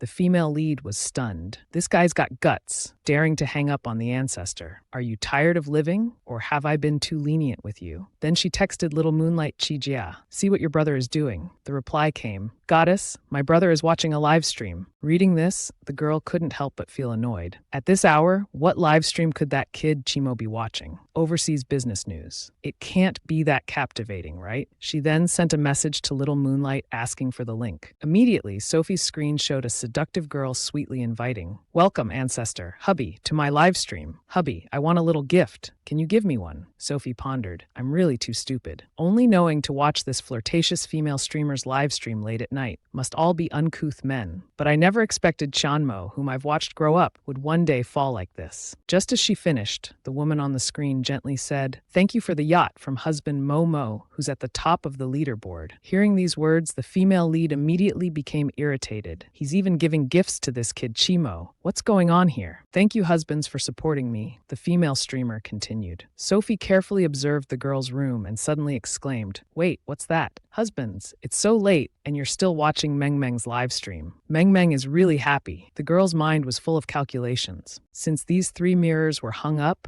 more and more people have been spending money like water to support me. It wasn't in vain that I spent so much money to find a master to help me set up this bewitching formation. Just need to keep persevering with the live stream, and this month's goddess list on the live stream app, I'll definitely secure the top position. At this moment, suddenly a few birds flew into Meng's room. She gently said, These birds aren't sleeping. They all came to watch Meng's live stream. Thank you, little birds. As soon as she finished speaking, the birds suddenly went crazy. They quickly broke the 3 mirrors that Meng used to bewitch the audience. The woman, seeing this scene, was also terrified and cried out, Oh no, what are they doing? As for Chimo, he suddenly jolted, as if he had just regained consciousness. Strange, what was I doing? Why did I give gifts to a female streamer that I accidentally came across? At this moment, a paper crane flew towards the young man. He curiously opened it and saw written, "Little Mo, think about how you want to die." Reading these lines, Chimo suddenly felt a bit scared. At the same time, the female lead was relaxing, leaning on the railing, gazing at the mysterious, starry sky. The girl said softly, "People with poor health have weaker willpower at night." Plus, Chimo was a premature baby. Poor health since childhood makes him easily attracted to evil spirits. This is the truth. Fortunately, it's not a matter of character. Otherwise, I really want to kick that shameful brat to death right away. Suddenly, Chushe spoke up.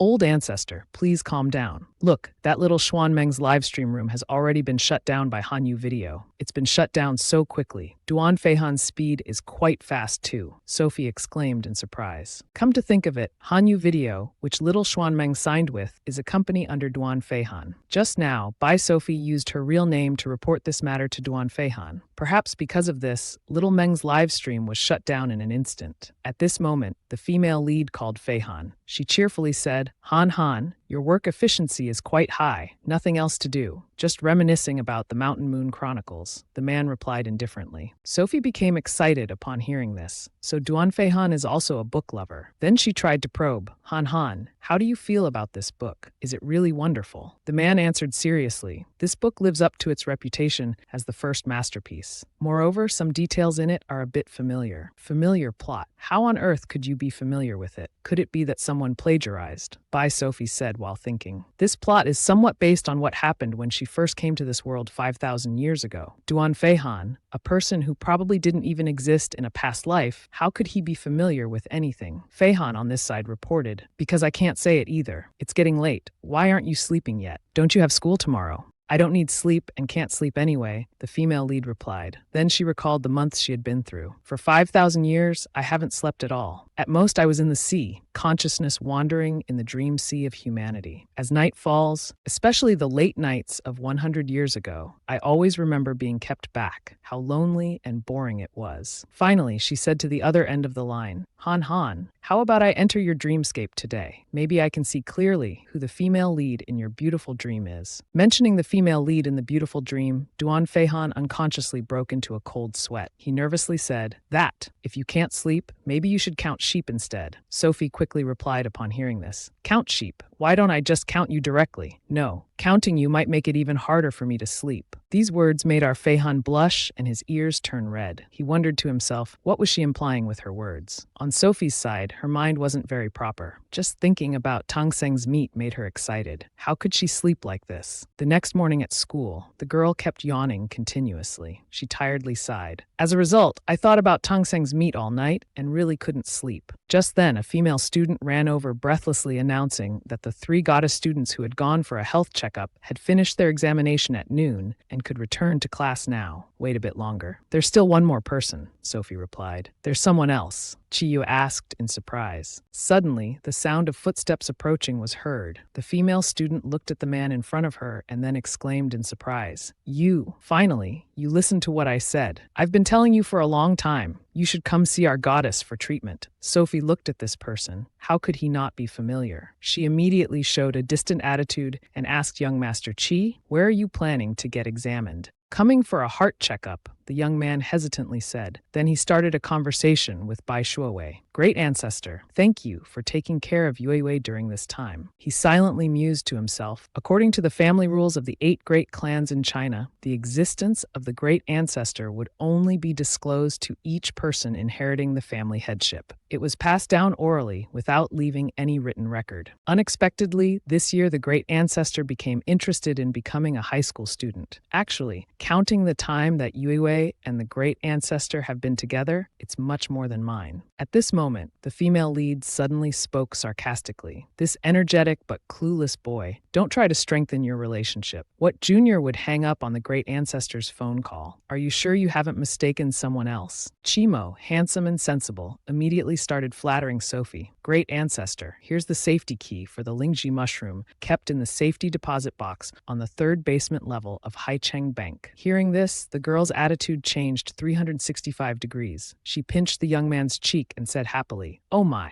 isn't this our Momo? You're looking more and more charming. Good boy, good boy. Great ancestor, please be gentle," Chimo interjected. The young man calmly explained, "Great ancestor, about last night's incident, it wasn't Chimo's intention. Please forgive me. During this period, I don't know why I was bewitched by that streamer." Hearing this, Bai Shui transformed into a wise elder and began to lecture. "That's because your physical health is poor. Look at Duan Feihan. He faced the same enchanting situation, but wasn't affected at all. Unlike you, still foolishly giving money to the competition. Do you know that I, your great ancestor, just came down from the mountain and took 300 million from him? He doesn't even dare to say a word about it until now." Chimo was scolded to the point of not being able to lift his head. He decided to use his final move to restrain the girl's sharp tongue. "Great ancestor, please say no more. I still have information about other spiritual medicines." Of course, this move always had a great effect. Sophie, upon hearing this, immediately praised him. "Good boy. What I said just now was only a joke. Where is the spiritual medicine?" Chimo then said, "Recently, there's an auction in Haicheng. As far as I know, there's a snow lotus in the auction. Great ancestor, I wonder if you're interested." The female lead, hearing this, suddenly remembered the auction. This plot seemed familiar. In the original story, Bai Shui had broken the last gift that Dong Qingyan gave to Dong Yunru. At the auction, she accidentally bought a jade bracelet, which was ultimately coveted by Dong Yunru. As a result, she lost face in front of everyone in Haicheng's circle. So it's still developing according to this plot. What's going on here? It seems I have no choice but to attend this auction. Then the girl said to Chimo, "All right, your physical health issue can't be cured just by taking medicine. In this auction, there should be a piece of jade. Secure it for me. I'll make a jade charm for you to wear to improve your health." Hearing these words, the young man was immediately reassured. "Great ancestor, your junior dares to ask a question. Last night, when you called, was there something wrong?" Getting angrier as she thought about it, Sophie loudly demanded, "Prepare to take action against the Dong family for me. That Dong family owes me 400 million and won't pay back. I must teach them a lesson." The young man agreed without hesitation. "Certainly, no problem. Your junior will make the Dong family go bankrupt." The female lead looked at the man before her and couldn't help but sigh, with such a gentle face, saying the harshest words. "You've got my fearless demeanor in the face of danger now. Children are indeed easy to teach." Chimo's expression turned serious as he said, "Also, about that, great ancestor, regarding your descent from the mountain, do we need to inform the heads of the other 6 great families?" "6 great?" Bai Shui suddenly asked. The young man continued, "Great ancestor, you might not know since you were on the mountain before. The head of the Dong family is currently an illegitimate child who only returned home a few years ago. Regarding your matters, he might not know or believe." Bai Shui, upon hearing this, casually replied, "It doesn't matter. If he doesn't listen, I can kick him out and replace him with someone else." The girl thought happily to herself, "Once I get Duan Feihan, won't I have a new candidate for a little brother?" Then she turned to Chimo and said, "As for my coming down from the mountain, for now there's no need to mention it. My current identity is that of a high school student. Just be modest about it. Don't be too showy." "Yes, then your junior will take his leave," the young man said. After Chimo left, Sophie stood there lost in thought. The Chi family is very good and obedient, better than those ignorant people from the Bai family. However, the Bai family isn't completely ignorant. It's just that I don't know if my second brother Bai Shang is capable enough to seize this astonishing wealth. At second brother Shang's house, as he was entering the gate, he was lost in thought. How should I handle this situation? The Dong family is now at its peak. Is it really as unlucky as Vivi said? The servant saw the young man and respectfully greeted. "Second young master is back. Madam is hosting a small tea party inside. Would you like to go and see?" Second brother Shang was surprised and asked, "Afternoon tea? Doesn't my mother dislike such things?" "You'll know once you go there and see for yourself, sir," the servant replied. At this moment, a voice rang out. "Please don't misunderstand. Today, I, Yang Shuhui, invited everyone for afternoon tea. It's just a casual gathering, nothing more." The young man entered the house and was shocked. "Oh my God, Shuhui. Is that you, Shuhui?" He wondered. What on earth happened? Why are those ladies reacting like this? Good heavens, this person looks like a 30-year-old woman at first glance, but it's actually my mother. I went out to work for half a day, and during this time, what on earth has happened? Yang Shuhui's group of friends couldn't stop admiring her, continuously showering her with compliments. "Mrs. Bai, which cosmetic surgery clinic did you go to? Your face looks so beautiful now. Aunt, how did you manage to become so beautiful? Don't tell me it's just skincare skincare products. Even cosmetic surgery couldn't achieve such results, right? Only Lu Man became jealous. She sarcastically said, "Did you go get fillers injected? Didn't we have dinner together just last night? How could there be such a big change overnight?" Shu Hui, upon hearing this, wasn't about to back down. She deliberately provoked her opponent. "This is all thanks to our granddaughter. Yesterday, when the Bai family had dinner together, she gave me a beauty pill. I took half of it and got this effect. So it was the elixir that Bai Vi gave. How could such a trivial thing actually work?" Lu Man thought jealously. The people around, hearing the hostess's words, teased her. "The granddaughter is the adopted daughter of the second branch of the Bai family. Isn't her name Bai Shu Vi? How strange. Isn't she Lu Man's adopted daughter? Why didn't she give Lu Man a pill too? Lu Man, have you been too strict with your adopted daughter?" The woman still hadn't realized her own mistake. She continued to put on a pitiful face. "How could I be strict with my adopted daughter? At home, she always gets a share of the good food. Perhaps I've raised an ungrateful child. A foster mother who treats her as well as I do, and she still hasn't given me anything." Shui, hearing this, couldn't hold back anymore and directly exposed her. "Sister-in-law, one must have a conscience. Wasn't it last night when the three of you called Vi Vi a country bumpkin, saying that the gifts were all health products meant to deceive middle-aged and elderly people? You wouldn't even take money if she offered it. After saying such things, what else could she give? Should she still beg unreasonable people like you?" These words struck Lu Man's dark heart. She was so angry she couldn't speak, only able to cry out, "Sister." Just then, there was a rustling sound on the roof. Immediately after, an excited young man jumped down and landed. He excitedly said, "Mom, I've succeeded in my training. I've entered the realm of qi cultivation. I went to Qingshuan Mountain to learn martial arts for 25 days. Today, I've entered the realm of qi cultivation. Where did this eldest grandson learn such cultivation?" Liu Man showed disdain. As soon as she finished speaking, the young man quickly crushed the teacup in her hand. The crowd witnessing this scene couldn't help but be amazed. The Bai family had so many talented people. Even in the heart of Shang'er-Gei, he had already secretly decided, "Things have come to this. What more should I hesitate about? This ticket, I'll take it." By late afternoon, at the female protagonist's house, the servant's surprised voice rang out. "Young Master Bai Zhe, young Master Bai Shang, why are you two?" Shang'er-Gei quickly replied, "Where does Vivi live? We're looking for her." Suddenly, a voice came through. "I'm on the 3rd floor. You two come up." Bai Zhe heard this and couldn't help but be shocked. "Vivi knows we're coming. Besides, isn't the 3rd floor the attic?" "Second uncle, you let that great Buddha live in the attic." In her own room, Bai Shuvi was engrossed in playing with a little bird. Just then, Bai Zhe and Bai Shang opened the door and entered. The female protagonist heard the sound and turned her head to look at her two cousins. "What have you come to tell me today?" Shang Erge got straight to the point. "Cousin VV, I've decided to get involved in Tong Ra's affairs." Hearing this, the girl smiled with satisfaction. "Very good, Bai Shang. Very good. After Bai Shang follows me, he'll still have a chance to make it onto Forbes' rich list. If he persists in following the original protagonists, he'll surely be ruined." Shu Vi turned to look at Bai Zhe and thought to herself, "This kid must have used my Qi cultivation book to enter the initial stage, right? Why come here if not to cultivate properly?" Then she spoke up. "What about cousin Bai Zhe?" The man gripped the talisman tightly in his hand. Finally, he held it out to the female lead and said awkwardly, "Cousin VV, this is for you. This is a safety talisman that my master used his lifelong cultivation to create to protect me. Now I'm giving it to you, cousin." The woman heard this and replied indifferently, "No need. Cousin VV, this safety talisman really works. It's not one of those scams. I'm giving this to you. Normally I wouldn't even let anyone see it." Bai Zhe explained earnestly. The female lead said, "I know you're not trying to deceive me. It's just that I already have many of these. How about I draw some for you? They'll be more useful than the one in your hand." The girl spoke while pulling open a drawer. Then she took out paper and pen, drew, and skillfully introduced, "This is a safety talisman. This is for home protection. This is for dispelling bad energy. This is for bringing good fortune." Young Master Bai Zhe, witnessing this for the first time, couldn't help but be surprised. "VV, you even know how to draw talismans. No, that's not right. My master cultivated his whole life, but it takes him half a month to draw one talisman. VV's drawing method isn't correct." As he finished speaking, the female lead put down her pen. She replied coldly, "You don't believe in these talismans. Let's do this.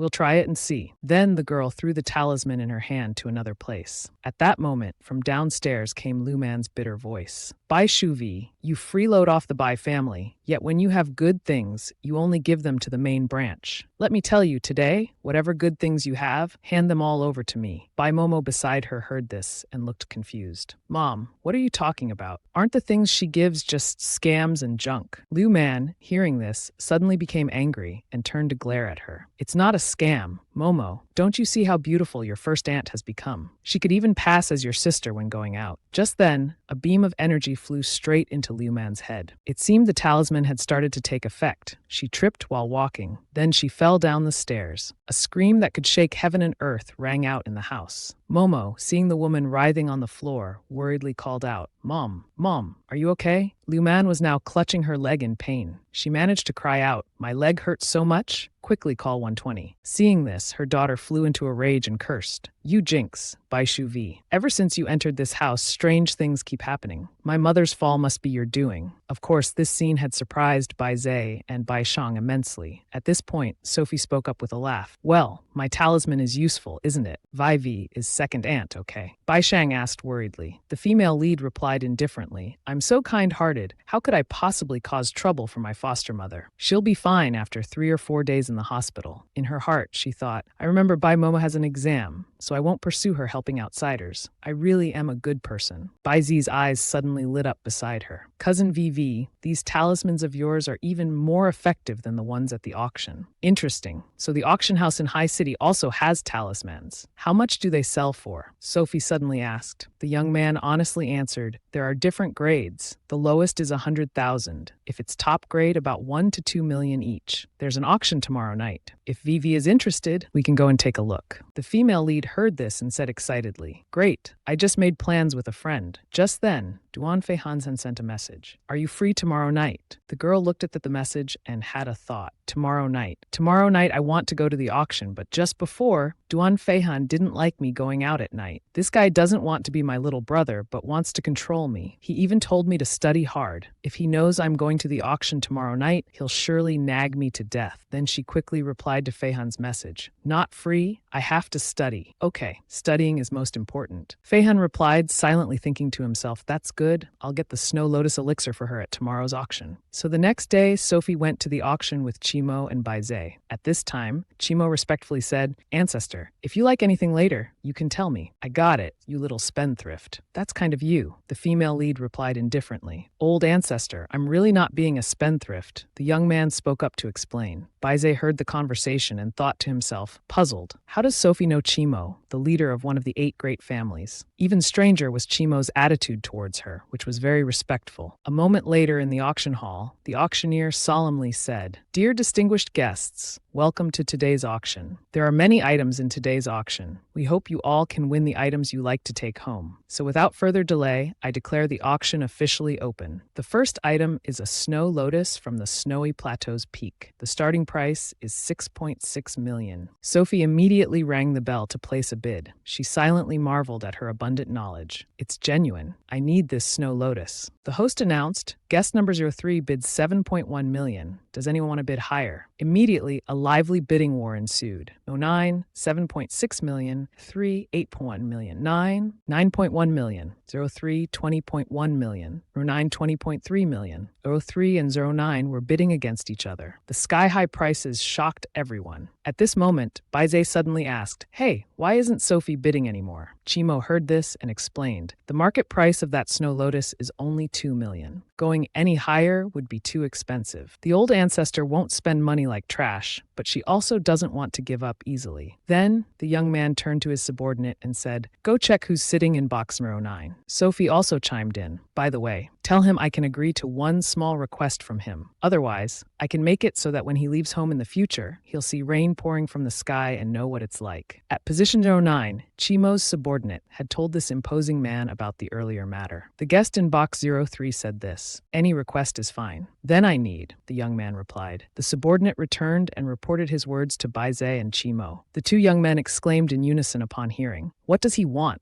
Tell us quickly. Oh, that, the subordinate hesitantly explained. Just then, the man from earlier slowly walked in. He spoke up, offering an explanation. Sophie heard the familiar voice and turned to look. To her surprise, it was none other than Duan Feihan. The man approached the female lead and slowly said, "What I need is an explanation. Didn't you say you'd study diligently today?" The girl, hearing this, nervously replied, "Oh no, my lie has been exposed." Outside, the auctioneer continued, 2.5 million, first call. 2.5 million, second call. 2.5 million, third call. Congratulations to the guest in seat 09 for winning this Snow Lotus. Hearing this, Sophie suddenly blurted out, wait, the person in seat 9 who's been bidding against me for the Snow Lotus was you. You bought it for me. I don't need to spend money," Feihan said in an indulgent tone. The female lead, upon hearing this, felt a weight lift from her heart. Duan Feihan, if you wanted to be a big spender, you should have said so earlier. If I'd known it was you, I wouldn't have bothered competing. The man sat down right next to the girl. Then he questioned her. So where's your explanation? Instead of studying hard, you're out here fooling around with others. Feeling the cold gaze fixed upon them, Chimo and Baize fearfully exclaimed, "Isn't there another man in the box? Why are you only targeting me? I'm her cousin." Bai Shui spoke up to explain, "Han, you're being too naive. You can't trust women's words." Feihan looked at the girl before him and thought, is she drawing talismans? How does she even know about this? Then he replied, "You are a girl." Sophie paused for a few seconds upon hearing this. "What do you mean? Am I not worthy of being a girl?" "No, you can do whatever you want," Chimo replied. Feihan, seeing how close the two of them were, felt a pang of jealousy. He had heard earlier that her relationship with Chimo was unusual. Seeing it today, it was indeed true. At this moment, Sophie suddenly said, "That's right. Han, how much more money do you have tonight? Can you take me to buy a piece of jade?" "What do you need jade for? I've never seen you wear a necklace or jade bracelet before," Feihan questioned. The girl honestly replied that it was to carve a jade talisman for Chimo to use. "I just looked at a piece of jade. It shouldn't be expensive," she calculated silently in her mind. More importantly, it could make people dislike the female lead, Tong Chengyan. Feihan couldn't possibly accept spending money on his love rival. He indifferently replied, "I don't have enough money. Are you poor now? You just spent 2.5 million earlier. Now you don't even have a few tens of thousands." The female lead asked surprisingly. Feihan, annoyed, silently lamented in his heart. Buying this piece of jade would truly be throwing money away. At the position of guest number 02, the woman reading the paper in her hand became angry. "What does this mean? It says to use money sparingly. Otherwise, in a few days, there won't be money to turn over capital for Dongxi Company, signed by an acquaintance," she thought angrily. "Our Dongxi is operating so well. Why would we need to turn over capital? This stranger is cursing Dong family's company to go bankrupt. What a joke." After reading the anonymous letter, Qingyan couldn't help but get angry at the absurd things written in it. Tu Chi appeared, seeing the two aunts and nieces looking a bit odd, and asked what had happened, startling them. Qingyan hid the letter, forced a smile to cover her abnormality, and answered her uncle. "It's nothing. I just thought I saw Fourth Master earlier, so I sent someone over to greet him." Before Meng Kui finished speaking, Tu Chi interrupted, in a sarcastic tone, "And then you were ignored, right? That Fei Hong has always been cold like that, heartless." Just then, the host announced, the next auction item, a piece of white jade, starting price 400,000. As the shiny jade was brought out, Dong Yunru's eyes lit up, praising it endlessly. "It's so beautiful. If the whole piece were made into a bracelet, it would be gorgeous." Qingyan beside her, hearing her aunt praise the jade, smiled happily and said, "Auntie, it really is beautiful. If you like it, I'll bid on it and have it made into a bracelet as a wedding gift for you and uncle." Yunru's face flushed at the mention of wedding. Her eyes sparkled with even more anticipation. In contrast to her, Tucci's attitude was not very enthusiastic. His face darkened, visibly annoyed. He said, "I'm not your uncle. Stop calling me that." His words left them both stunned and awkward. Qingyan immediately laughed and said, "It'll be that way soon enough." She intended to ease this awkward atmosphere. In the private auction room of the Bai Sevi group, the host's voice continued to ring out, steadily announcing the bid amount. Number 3, 500,000. Our guest in room 12 is very active. She sat listening attentively with some thoughts in her mind. It's this stone. Based on principle, this stone others wouldn't dare to buy, fearing it would become a pile of trash. Only the original female lead with her halo would buy it. When opened, it's all jade, spending the least money but getting the most precious jade. But this plot arrangement is very unstable. Those who come to auction are either rich or noble. They don't lack money to buy a piece of jade to try their luck. Why is she the only one with an eye for jade? The author went to great lengths to elevate the female lead, but she turned her eyes to Chimo, signaling. He understood and reached out to press the bell to start bidding. After Chimo pressed the bell, the host continued to announce, 03, 1.5 million. The guest in room 03 is quite generous, directly raising the price to 1.5 million. Does anyone want to follow? Anyone. Seeing no one bidding, the host knocked the hammer in his hand 3 times in succession while saying 1.5 million first time, 1.5 million second time, 1.5 million third time. Congratulations to the guest in room 3 for obtaining this piece of jade. When hearing she couldn't compete, she became extremely angry, muttering, spending so much money, it might turn out to be trash when opened. Tu Chi, seeing her so upset, mocked, if you're not satisfied, the highest bidder gets it. You could have offered more money, making her even more furious and trembling. Qingyan frowned, her face gloomy, inwardly cursing, hateful. Just now, that paper sample was also obtained by the person in room 03. How dare they curse me and snatch the jade piece I had my eye on? Today, I must spend some money at this auction. Turning back to the female lead, she sat in the chair with eyes closed in meditation, and by pressing her fingers, she knew Qingyan wanted to play big in this auction. She felt sorry for her in her heart. Rarely did I have the kindness to pass the paper sample to the female lead. The result backfired, as I hope she won't regret it in a few days. Suddenly, someone knocked on the door, attracting Selfie's attention. She wondered what was happening. Could it be that the female lead has come? It was a young man, someone from a certain family attending the auction. He politely bowed and greeted this young lady. My master asked me to relay a message to you. He recounted his master's words. The elder saw that when you were bidding for the spirit medicine earlier, you seem to have hit a wall. If you really need it, there will be spirit talismans later, or something more useful than spirit medicine for sale. You can also avoid wasting money unnecessarily. That's what the master said. Initially slightly guarded, but after hearing these kind words, she also lowered her guard, thinking, so it was someone with good intentions coming to remind me. Could it be they couldn't bear to watch my extravagant behavior when I kept bidding high to buy the Snow Lotus jade piece? Below the stage, the host continued to introduce today's final item. Ladies and gentlemen, we finally reached tonight's highlight. 5 spirit talismans drawn by the Hermit of Xingshan. The talismans will be auctioned separately. They include protection for home safety, body protection, health and blessings, and career success, and smooth love life. Protection from villains' harm. Each talisman starts at 800,000. Below, everyone became excited and shouted loudly upon hearing this. Finally, we've waited for this. I came here specifically for these talismans. That Hermit of Xingshan is top-notch. My parents said he's a cultivator with real power. Back in Selfie's room, that young man, seeing the auction item was up, temporarily returned to his own room. Miss, pardon me, I must return to serve my master now. She watched his back as he left, with some speculation. It seems this auction is important to that kind person. Has something happened? We'll see later, but for now, she tossed her hair back with a beautiful demeanor, ready for this final auction. Shu Wei turned her head and saw Bai Zhe wanting to ring the auction bell for those talismans. She immediately spoke up to stop him. Big brother, what are you doing? Don't let the auction atmosphere cloud your judgment. If you want talismans, just take some of the ones I just drew. Don't rush to do something foolish. Being scolded by her, Bai Zhe didn't get angry, but smiled and replied, then I'll trouble you, cousin. After the auction ended, people gradually dispersed. The host didn't forget to say goodbye. Today's auction comes to an end here. Guests who have successfully bid on items they like, please, when leaving, ask at the hall to pay in full and take your items. Qingyan had also successfully bid on one of the 5 talismans. She said happily, tonight wasn't a waste of time after all. Yunru, walking beside her, also chimed in cheerfully. That's right, 3.3 million to win a talisman is worth it. Tu Chi, walking ahead, turned back with a slightly annoyed expression, secretly despising, what talisman? I think it's basically just losing your mind. What's the use of cultivating immortality? Can it make people stay young forever? Thinking about staying young forever, he was slightly startled as something occurred to him. Remembering the appearance of Bai Shuwei and his Suosuo, they really looked alike. A thought quickly formed in his mind, that Bai Shuwei and Suosuo looked too similar. Is it possible that she is actually Suosuo? After all, Suosuo once said she was a fairy. Just speculating, but he touched his forehead and shook it, immediately denying what he was thinking. How could this kind of thing be possible? Moreover, if she really was Suosuo, how could she say those things to me? Not far from him, 2 people were discussing room 03. The brown-haired one said, earlier, Room 03 was ringing the bell like crazy. I thought it was some big shot. Turns out it was a girl who bid but didn't pay. How boring, the black-haired one continued. The person in charge after the auction, Hong Meng, is quite influential. Joking like that, if not dead, she'll suffer greatly. The brown-haired one said, that's the way of the world. Tucci didn't pay much attention to that conversation, but suddenly he stopped, because in front of him was one of the people he had just been thinking about. Bai Shuwei. He was stunned for a moment. Just as he had remembered her, she appeared right in front of him. Tucci fell into deep thought. It's Bai Shuwei. How could she? Wait, could it be that the troublemaking girl from room 03 was actually Bai Shuwei? Going back to when the auction had just ended, a staff member went to Selfie's auction room and politely said, "Dear guests, hello everyone. May I ask, would you like to pay for your auction items now? Our auction house provides a service for safe delivery of auction items to your home." The two men in suits looked at each other like rivals, reaching into their pockets to pay for Selfie. But before they could take out their cards, she raised her hand to stop them. She smiled brightly and said calmly, "I'm sorry. We're not prepared to pay." The staff member's face quickly changed color upon hearing this, but still tried to maintain a polite attitude and asked again, "Is it because your funds haven't been transferred, miss? Our auction house will serve you wholeheartedly. We can help with property collateral. May I ask, Miss Bai, do you have any properties under your name?" Shuwei put her index finger on her chin, appearing to think. "Properties? I do have some, but I can't bear to give them to you." The staff member was left speechless by this, her face turning purple, unable to say anything. The female lead, not intending to trouble the staff member further, offered another solution. "How about letting me meet your boss? It's not certain who will be paying tonight." In the office of the auction house owner, the walls were adorned with valuable paintings. He was intently admiring the painting in front of him, a cigarette in his mouth, and asked, "Young lady, instead of staying obediently at home, you came to cause trouble at my auction house, and you dare to come see me. What do you want from me?" Selfie, without beating around the bush, went straight to the point, to discuss a business deal. Hearing she wanted to do business with him, thinking she was joking, he held his forehead and laughed loudly, mocking her. "Come on, young lady. Do you know who you're talking to? How old are you to dare do business with me? Quickly ask your friends to come pay for you instead. As for business, come back in 8 to 15 years. Then we'll consider if you can discuss with me." Seeing him mock her, she wasn't angry at all. Without saying a word of explanation, she immediately threw several talismans she drew around the room. The talismans flew towards the glass case displaying items. As soon as they touched the glass, it cracked. The security team, hearing a loud noise inside, rushed in shouting, "What's happening, boss? Are you all right?" Their boss, seeing the glass shattered to pieces, turned pale with fear and stammered, "Spirit talismans." He then asked, "How does a little girl like you have spirit talismans, and so many of them?" She still had several talismans in her hand. She put her hand on her hip proudly and said, "Boss Lee, do you think we can discuss this business deal now?" After speaking, she raised the talismans high, her eyes lifting confidently. Boss Lee looked at the talismans as if seeing money, his eyes shining brighter than headlights. Saliva dripped from the corner of his mouth, looking as if he was about to pounce and snatch the talismans from her hands. Understanding his desire, the female lead took the initiative to hand over the talismans, telling him, "These talismans are for the Snow Lotus and Jade. I'm not paying for any more." Holding the talismans, he was a bit excited but still somewhat doubtful, thinking, are these really not just random drawings? What if only the one the girl just used is real? Suddenly, one of the guards shouted, "What have you done?" startling him back to reality. The guard pointed at Selfie holding the jade piece, looking confused, and continued, "Boss, that jade was inside the glass case." Boss Lee was equally confused. His face turned pale, and in his mind he kept asking himself, the glass case was locked. How could this girl take it out? This must be the work of ghosts. She seemed to read his thoughts and turned her head to say, "Li Sheng, don't be superstitious. There are no ghosts in this world. That's right. Is your place okay?" Examining the jade in her hand, she contentedly remarked, "I have to say, the quality of this jade is truly superior. Buying it for 1.5 million isn't a loss." Boss Lee, still in shock, asked her in return, "Miss, what exactly do you want to do? Are you buying this jade?" Selfie smiled and replied, "Boss Lee, don't be tense. I'm buying the jade simply to carve a jade seal. It's nothing. Look at that money tree not far away." She walked over and plucked a leaf from the tree under the suspicious eyes of the guards. Seeing her action, they all had the same thought. What is she going to do now? With one swift motion, she used the leaf to cut the jade in her hand in half. The guards were once again shocked, thinking, "It's cut. Is this the legendary killing with a leaf?" She turned and asked Li Sheng, "Boss Li, do you now think my talismans are real or fake?" In room 3, Fei Han's group was still waiting for Selfie to return. Bai Zhe, feeling a bit anxious, spoke up. "Why has Vivi been gone for so long and hasn't come back? Could something have happened?" Fei Han and Chimo also felt uneasy because she hadn't returned. Although worried about her, seeing Chimo equally concerned, Fei Han felt uncomfortable and asked, "What's your relationship with her?" Chimo, not minding his attitude, just smiled lightly, adjusted his tie, and replied, "Fourth young master, although I can't say what our relationship is, it's certainly not what you're thinking." He continued, "If that's the case, then stay away from her a bit. I'll go find her," he said, then turned to leave. Chimo found it interesting and showed a curious expression, thinking, this Fei Han is eyeing the old ancestor. Unexpectedly, one day I'd be able to eat the old ancestor's melon. How exciting. Bai Zhe, standing nearby, observed the conversation between the two and was utterly confused, wondering what was going on. What are these two talking about? I don't understand anything. Back in Li Sheng's office, he said, "Miss Bai, you don't need to pay for the items you won at the auction. I was abrupt earlier. The business you mentioned before, could it be?" Not letting him finish, Selfie, while carving the jade, interjected, "Little Li, your mind works fast. I was thinking of selling talismans through you. How about it?" Hearing this, his face immediately reddened with excitement. Showing a flattering expression, he replied, of course,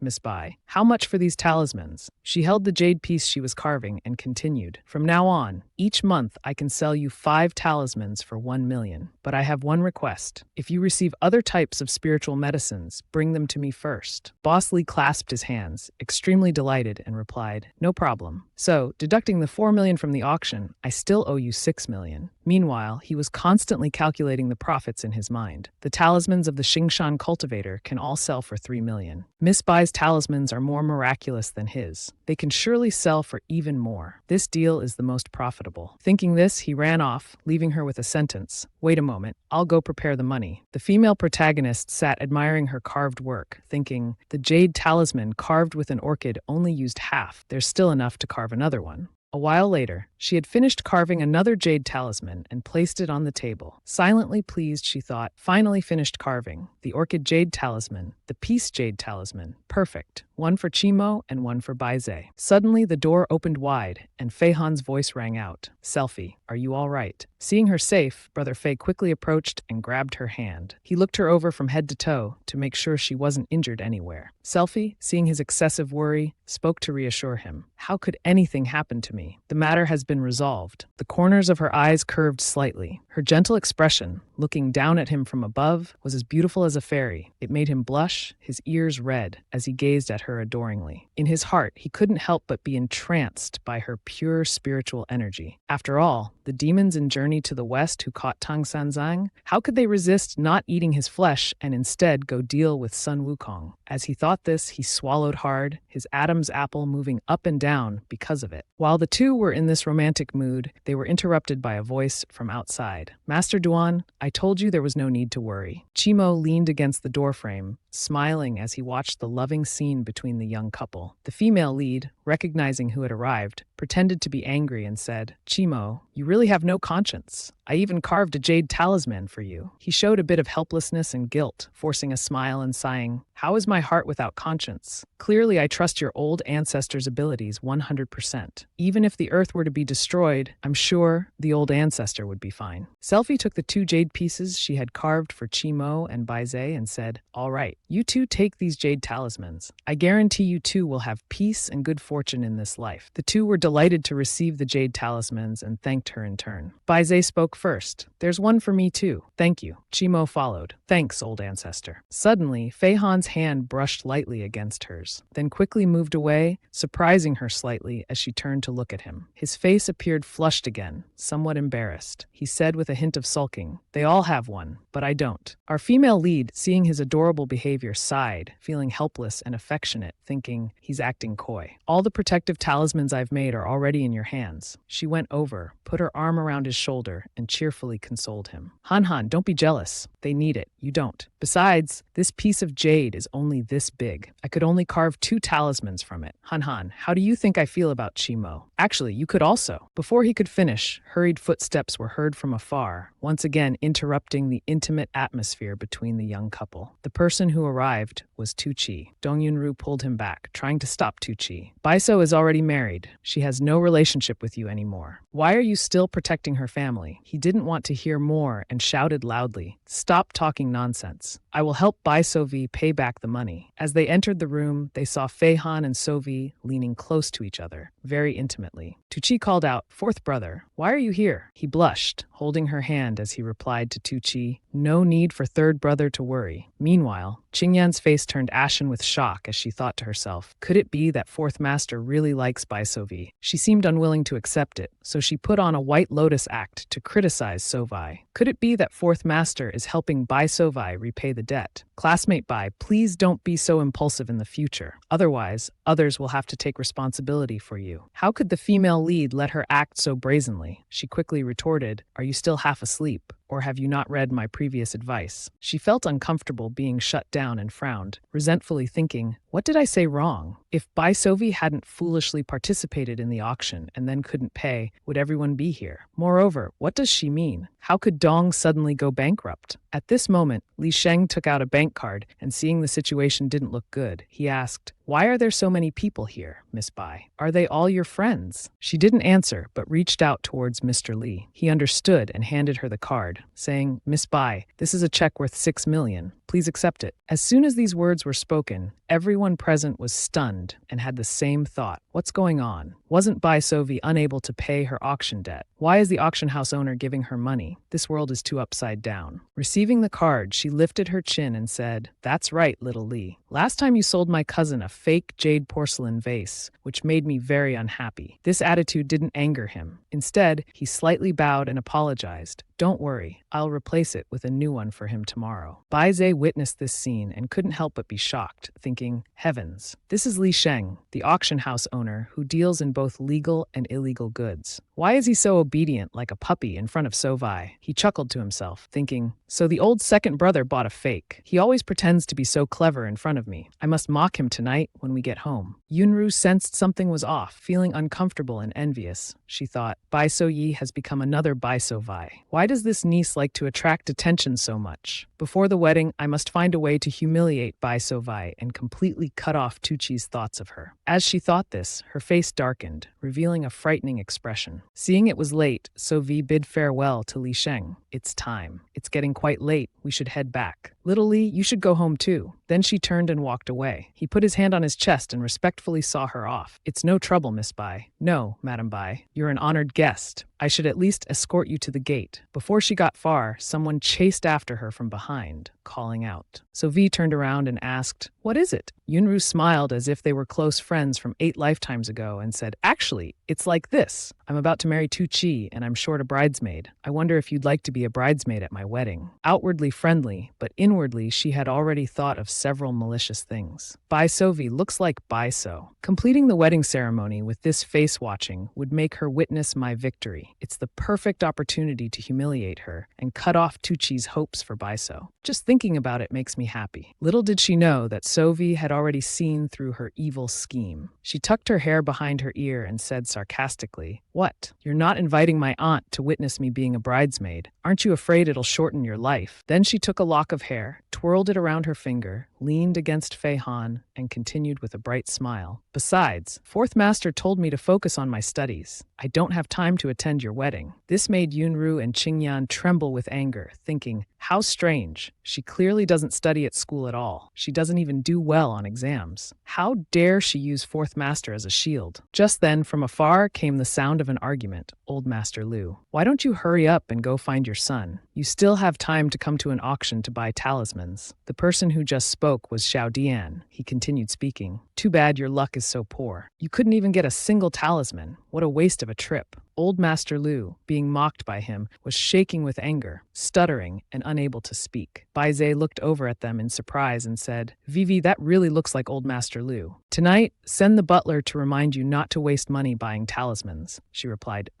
let's go take a look. Xiao Dian was still continuing to mock Old Master Lu. Indeed, what goes around comes around. Old Master Lu, your son initially, when I needed money, fired me without hesitation. Now he's gone missing. Tell me, isn't this karma? Lu, Old Master, hearing these words, became even more enraged and said to Xiao Dian, you dare speak. Initially, you embezzled over 10 million from our company. My son, considering your past contributions and being classmates, didn't report you to the police. He only fired you. Now you turn around and bite the hand that fed you. He raised a talisman to his nose and sniffed. With an arrogant face, he replied, thanks to your son for firing me back then. Now I work at Tongxi Enterprise, doing very well. I'm already a project director. Looking at your situation, it seems your family is short on money. Indeed, Old Master Lu, you can't even afford a single talisman now. She approached, hearing the words Tongxi and feeling contempt in her heart. Is this what Tongxi has become now? They dare to use someone with a history of embezzlement. If Chen Meihua knew about this from the underworld, would she be so angry she'd come back to life? Tu Chi also couldn't stand this kind of person from Tongxi, so he added a comment. Your family really is nothing. This made the two cousins Qingyan blush with embarrassment. Then he turned to leave, passing by the female lead, not forgetting to advise, Bai Shivi, be careful on your way home. If you need anything, you can ask me for help.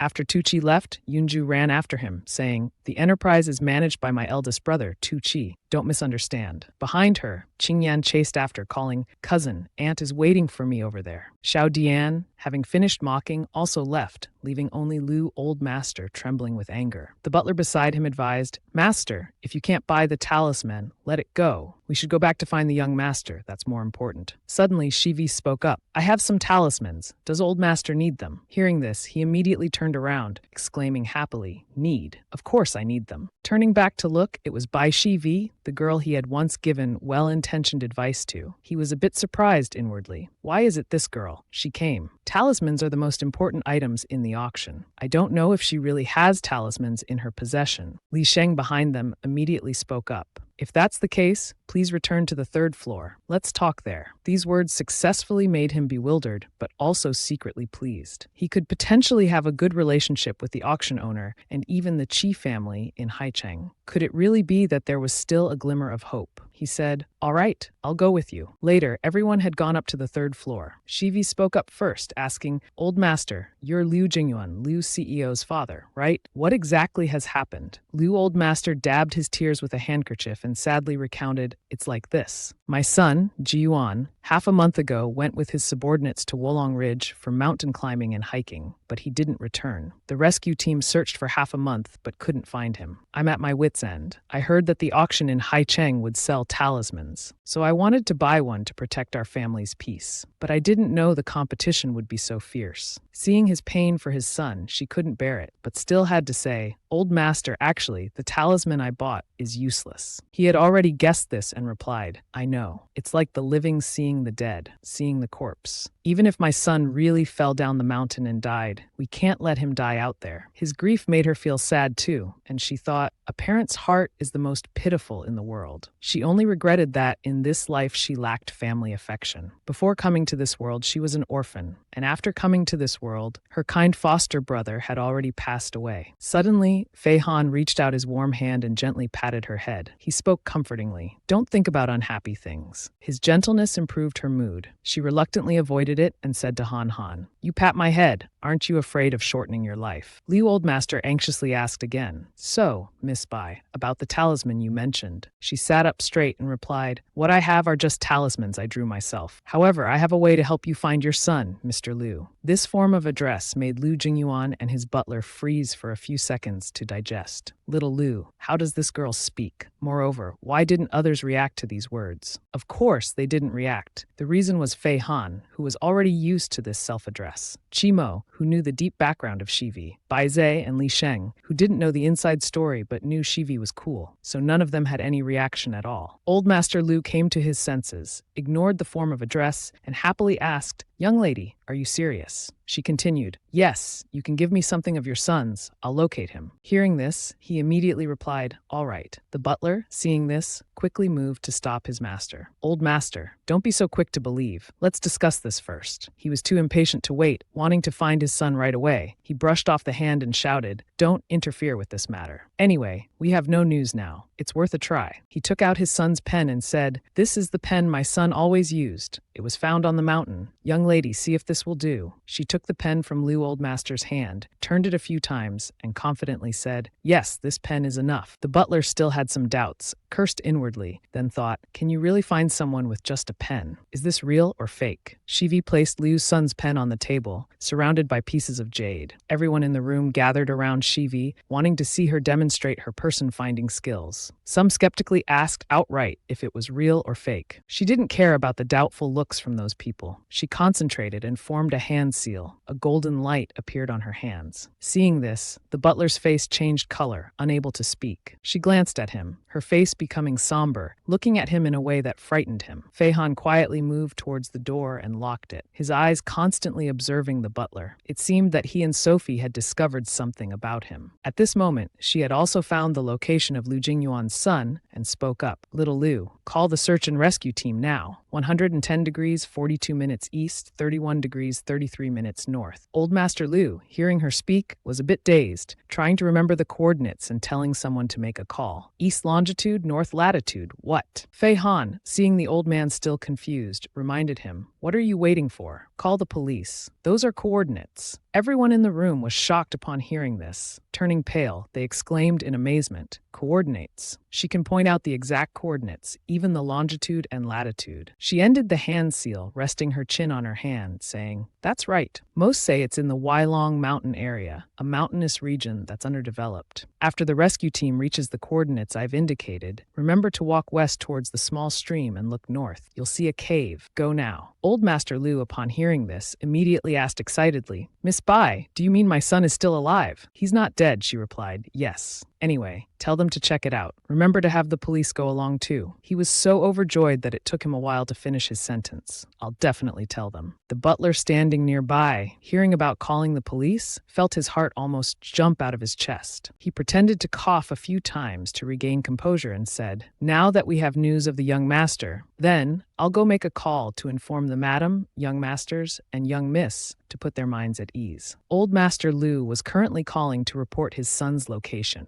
Only Sophie was paying attention to the butler's movements. As soon as the butler finished speaking, without waiting any longer, he wanted to escape. He tried to open the door, but then realized it had been locked at some point. Behind him, Sophie casually spoke with Fei Han, but her eyes were still on the butler trying to escape. Han, we really are in sync. The door was already locked. The butler trembled. No matter how he turned it, the door wouldn't open. Fei Han pretended to be indifferent, but in his heart, he was still upset because he didn't receive a talisman from her. He said, why don't I feel like we're in sync at all? Chi Mo, seeing his lover's pouting face for the first time, felt a bit embarrassed and said, look at Duan Sixie's face. It's like it's written on his face. I want one too. Bai Zhe was no different, standing there dumbfounded. She continued, or should we take back the jade talisman? On Old Master Lu's side, he had finished calling the rescue team and police, then turned to the butler to ask, the rescue team and police have set out. Yi Lucy, didn't you say you were going to call and inform the madam and others? Why haven't you gone yet? Caught off guard, the butler became flustered, stammering for a long time without being able to speak. At this moment, Sophie spoke up. Old Master Liu, do you know what the talisman I was going to give you at the beginning was for? He didn't quite understand and asked, what? Seeing he didn't understand, she willingly explained, emphasizing each word, to guard against villains. Now Liu Si could no longer maintain a calm expression, and his face had turned purple. At this moment, he knew he had been exposed and quickly ran to the window, intending to escape. Bai Zhe saw this and shouted, where are you running? While running to grab his shirt and pull him back. Then he held him tightly. Lucy, being caught, panicked and screamed, then begged, good sir, spare me. Bai Zhe didn't let go,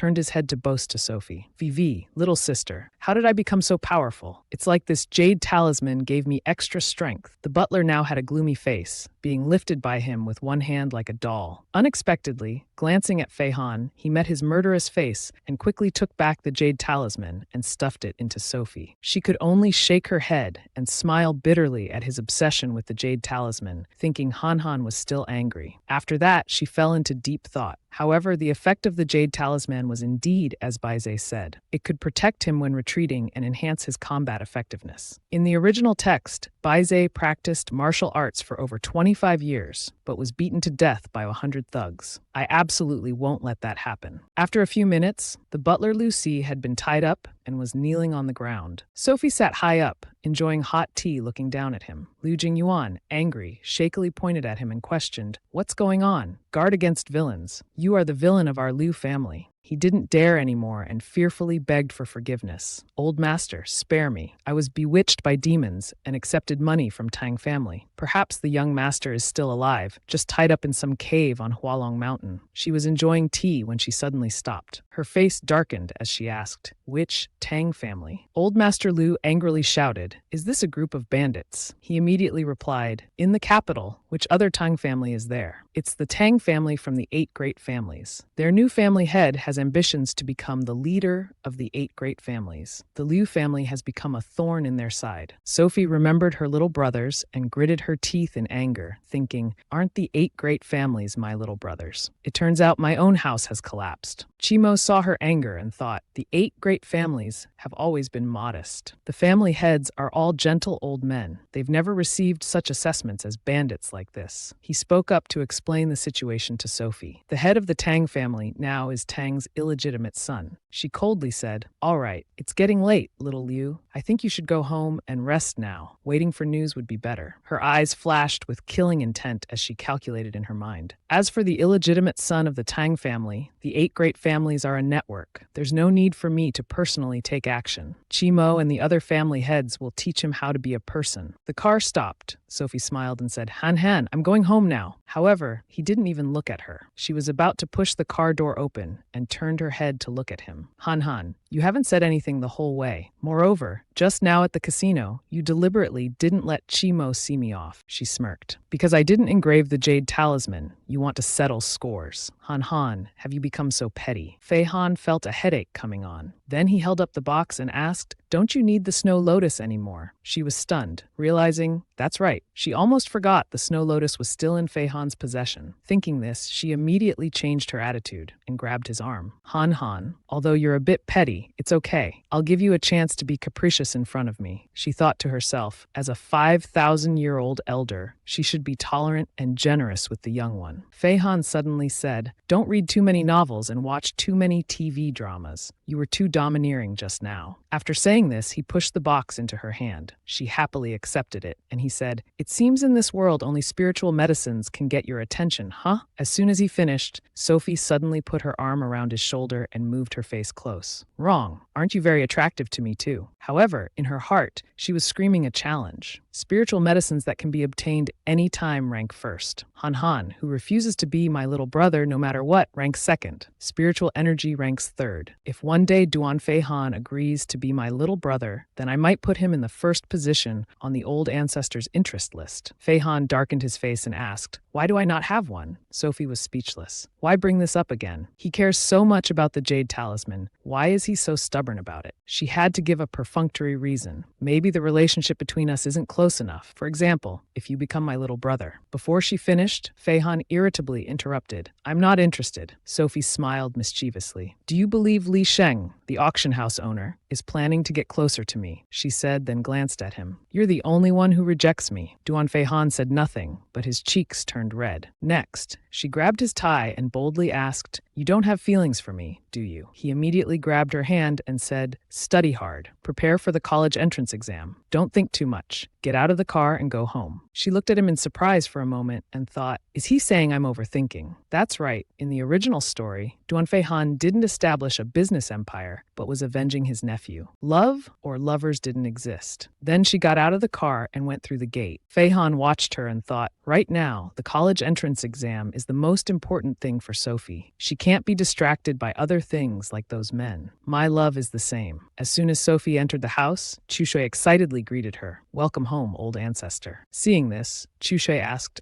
Old ancestor, what are you looking for? She took out a pile of things and said, I think there are calligraphy paintings in these magical items. These are swords of famous scholars throughout the ages. This is. She named each item one by one, then sighed. Choose one as a gift for Han Han. Today he gave gifts to others, and he seemed unhappy. His face was saying, I want one too, so this old ancestor will satisfy him. She rubbed her chin thoughtfully. It's a pity I don't know what he likes. In the original story, Duan Fei Han was a tool of the villain. Perhaps the author never thought about his concept of love and choice of partner, so his preferences weren't established either. Chu Shui stood aside observing, then crossed her arms. How dare he not like a gift from the old ancestor? If children don't like it, they're probably just angry. A good spanking, and they'll like it right away. As soon as it finished speaking, she threw something at it, pinning it to the wall, but it still managed to say, Before, when the old ancestor gave gifts to others, you weren't this hesitant. She paused, then said, Duan Fei Han is different from them. She recalled what happened earlier between her and him. Fortunately, I was just overthinking. It wasn't a confession, just a reminder about important matters. That's good. For 5,000 years, men who liked me ranged from emperors above to commoners below. In the end, they all became a handful of yellow earth. Instead of liking me, it's better to be a little brother. Wait, Emperor, she exclaimed excitedly. I've found it. She picked up a piece of wood and said, This piece of agarwood was given to me when the young emperor invited me to be the imperial tutor years ago. At that time, there was only this one piece. Legend has it that this piece of agarwood could buy 10 cities. It was called a treasure of that era. She bit her lip.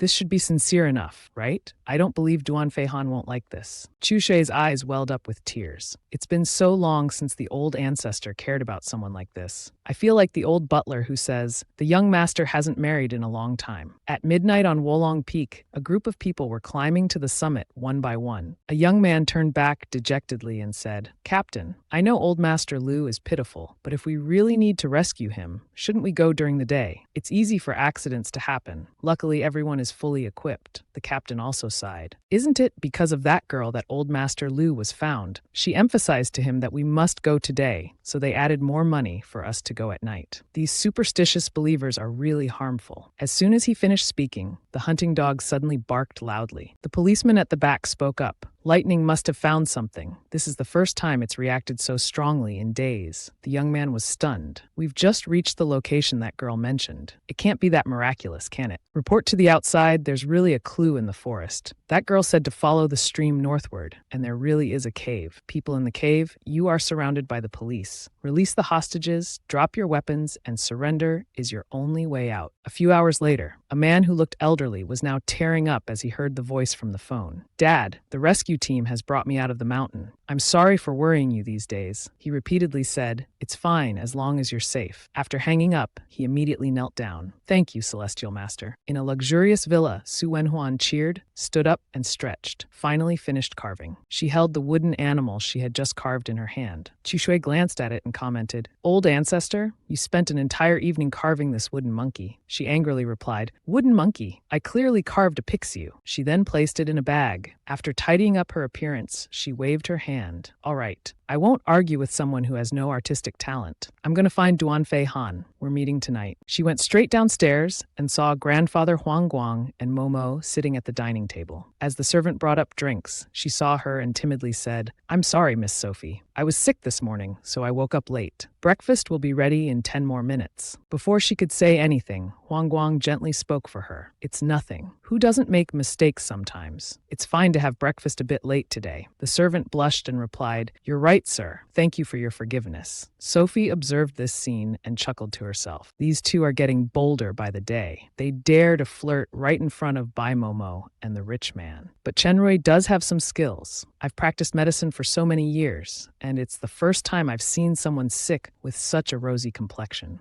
Seeing her smile, Momo asked irritably, "What's that expression for?" Sophie then cheerfully laughed. "Nothing. I just feel like the plants in the house seem greener today," she thought to herself. "Foster mother Lu Man, this green hat fits you well." Momo, of course, didn't understand. She suddenly said happily, "That's right, by Sophie. Did you tell her some good news?" "No, it's my good news." She also smiled cooperatively in response. "Your good news? Are you pregnant?" Momo was furious upon hearing this, but quickly put on a sly smile and said, "You know about Dong Yun-ru and Duan Yingdi's wedding. I just received a call inviting me to be a bridesmaid." She thought, "This stepdaughter has no skills, just a sharp tongue. Indeed, she's such a country bumpkin. Can't say anything nice." Then she moved closer to provoke her. This time, they specifically said Miss Bai Momo, not classmate Bai. "Aren't you going to congratulate me?" Sophie silently looked at her and counted on her fingers. In the script, Dong Yun-ru's bridesmaid was the original owner. Yesterday, I declined her invitation. How did this script fall on Bai Momo's head? Does this script have to be continued by someone from the Bai family? Nevertheless, she offered a perfunctory congratulation. Last night, Yun-ru angrily crumpled the paper. "Damn Bai Shu-wei. I kindly invited her and she refused. She's just like her aunt, completely lacking manners." Qingyan suddenly said to her, "Does your bridesmaid have to be Bai Shu-wei? There's another person from the Bai family in our class." She leaned close to Yunru's ear and said with a smile, "Her name is Bai Mo, and she's always been jealous of Bai Shu-wei. Moreover, she's a fan of your fiancé. She definitely won't refuse." Yunru's eyes lit up hearing this, and that's how things unfolded. Sophie finished calculating and frowned. So this was the female lead's attention. This foolish Bai Momo was set up and stupidly fell for it. Then she gave her a few words of advice. "Duan Shuqi's wedding probably won't be peaceful. Bai Momo, I advise you to think carefully about whether you should go." But Momo angrily said, "Bai Shu-wei, what do you mean? What could happen at the movie star's wedding? Are you just sour grapes and want to steal my bridesmaid position or what?" Sophie ignored her and left, saying, "Believe it or not, it's up to you. No need to prepare meals for me. Also, don't wait to go to school with me. I have other business this morning." Momo frowned as she watched her leave. "Grandpa, she's skipping school. Why don't you control her?" Bai Guofu instead scolded her. "Momo, don't be disrespectful, Junior. How can we possibly direct the family matriarch?" At this time, Sophie was walking while searching for directions on her phone. "What's Duan Fei Han's company?" "Duan Shi Entertainment." Navigation started. A moment later, she stood in front of the towering company building. Duan Fei Han was currently leading a crowded group of people. An employee came over to inform him. "Mr. Duan, there's a Miss Bai waiting for you in the reception room." He was surprised. Miss Bai. Could it be her? Female employees kept peeking through the door, gossiping. "Look, everyone, that's the girl who came to see Mr. Duan this morning. She's so beautiful. I wonder what relationship she has with Mr. Duan." At this moment, Fei Han arrived. He coldly said, "Don't you all have work to do?" Seeing him, they hurriedly scattered. "Sorry, Mr. Duan. We're leaving right away." Sophie was sitting in a chair. Seeing him, she smiled. She was still holding a piece of cake about to bring to her mouth as she said, Han, your secretary seems to welcome me more than you do." He sighed and sat down. "At 9 a.m., shouldn't you be in school right now?" Sophie leaned on the table with both hands and moved closer. Han, what are you pretending for? You're clearly happy that I came to see you." He pretended to cough a few times to hide his embarrassment. "How did you know?" Since childhood, Fei Han had this cold exterior, warm interior personality. He once said to her, "I don't want to hug you, okay? You kept insisting on hugging me, so I only let you hug me a little." Anyway, little Duan Fei Han had been pretending to be serious since childhood. How could she not see through it? Thinking this, she smiled brightly and answered him, "Because your heart is beating faster than usual now." But Fei Han wasn't to be outdone. He replied to her, "It seems you pay a lot of attention to me usually. You even notice how fast my heart beats." Shu Wei was momentarily speechless. Is he trying to compete with me? She regained her composure and said with a smile, "I want you to be my little brother, so of course I have to care about you." But Fei Han suddenly asked her, "Are you an immortal cultivator?" Her inner self screamed with joy. It wasn't easy, but finally the villain Duan Fei Han knows what she is. Saving Duan Jingye wasn't in vain, and taking action last night wasn't useless either. Sophie happily admitted, "That's right, so aren't you?" But before she could finish, he was already asking to take her somewhere. "Then you should study hard too. Come on, I'll take you to school." Hearing this, she wanted to get angry. I'm already an immortal cultivator, and you're still telling me to study hard. She darkened her face and took out the beast she had carved herself and said, Go to school. What? I came here on purpose to give you this. Feihan took it and turned it over to examine the Pixiu. Sophie proudly said, That's right, it's a Pixiu. I carved it myself. It's imbued with the power to attract wealth. Put it on your desk and money will flow in like water. She thought to herself, Indeed, Duan Feihan has a good eye. That Chushe dared to call it a wooden lion. How embarrassing. Then she asked him with sparkling eyes, Han, do you think I'm good to you? But he only calmly replied with 2 words, Thank you. She pulled back in surprise. Thank you. That's all. This Pixiu is the most suitable item for the villain's business. It can be said it was designed specifically for Duan Feihan, yet he only reacts like this. Thinking this, she quickly questioned him. Do you think it's not as good as jade because it's wood? Actually, this piece of wood is. Before she could finish, he completed her sentence. It's a garwood, known as the gold among woods. I like it very much. After saying this, he gave a faint but barely noticeable smile. Sophie worried. So he knew that. Why did he still have that expression? He wasn't happy at all, like she had predicted. She had imagined a scene where Feihan hugged her and said, Old ancestor, you're so good to me. You carved all night for me. I'll definitely keep it safe. In the future, I'll stick with you. But in reality, he just calmly said one sentence, Thank you. I like it very much. The more she thought about it, the less happy she felt. Sophie frowned. In the past 5,000 years, has anyone not been overjoyed when receiving her gift? She believed she couldn't make Duan Feihan happy, so she began to take action. She closed her eyes, wanting to summon something. Seeing this, he asked in surprise what she was doing.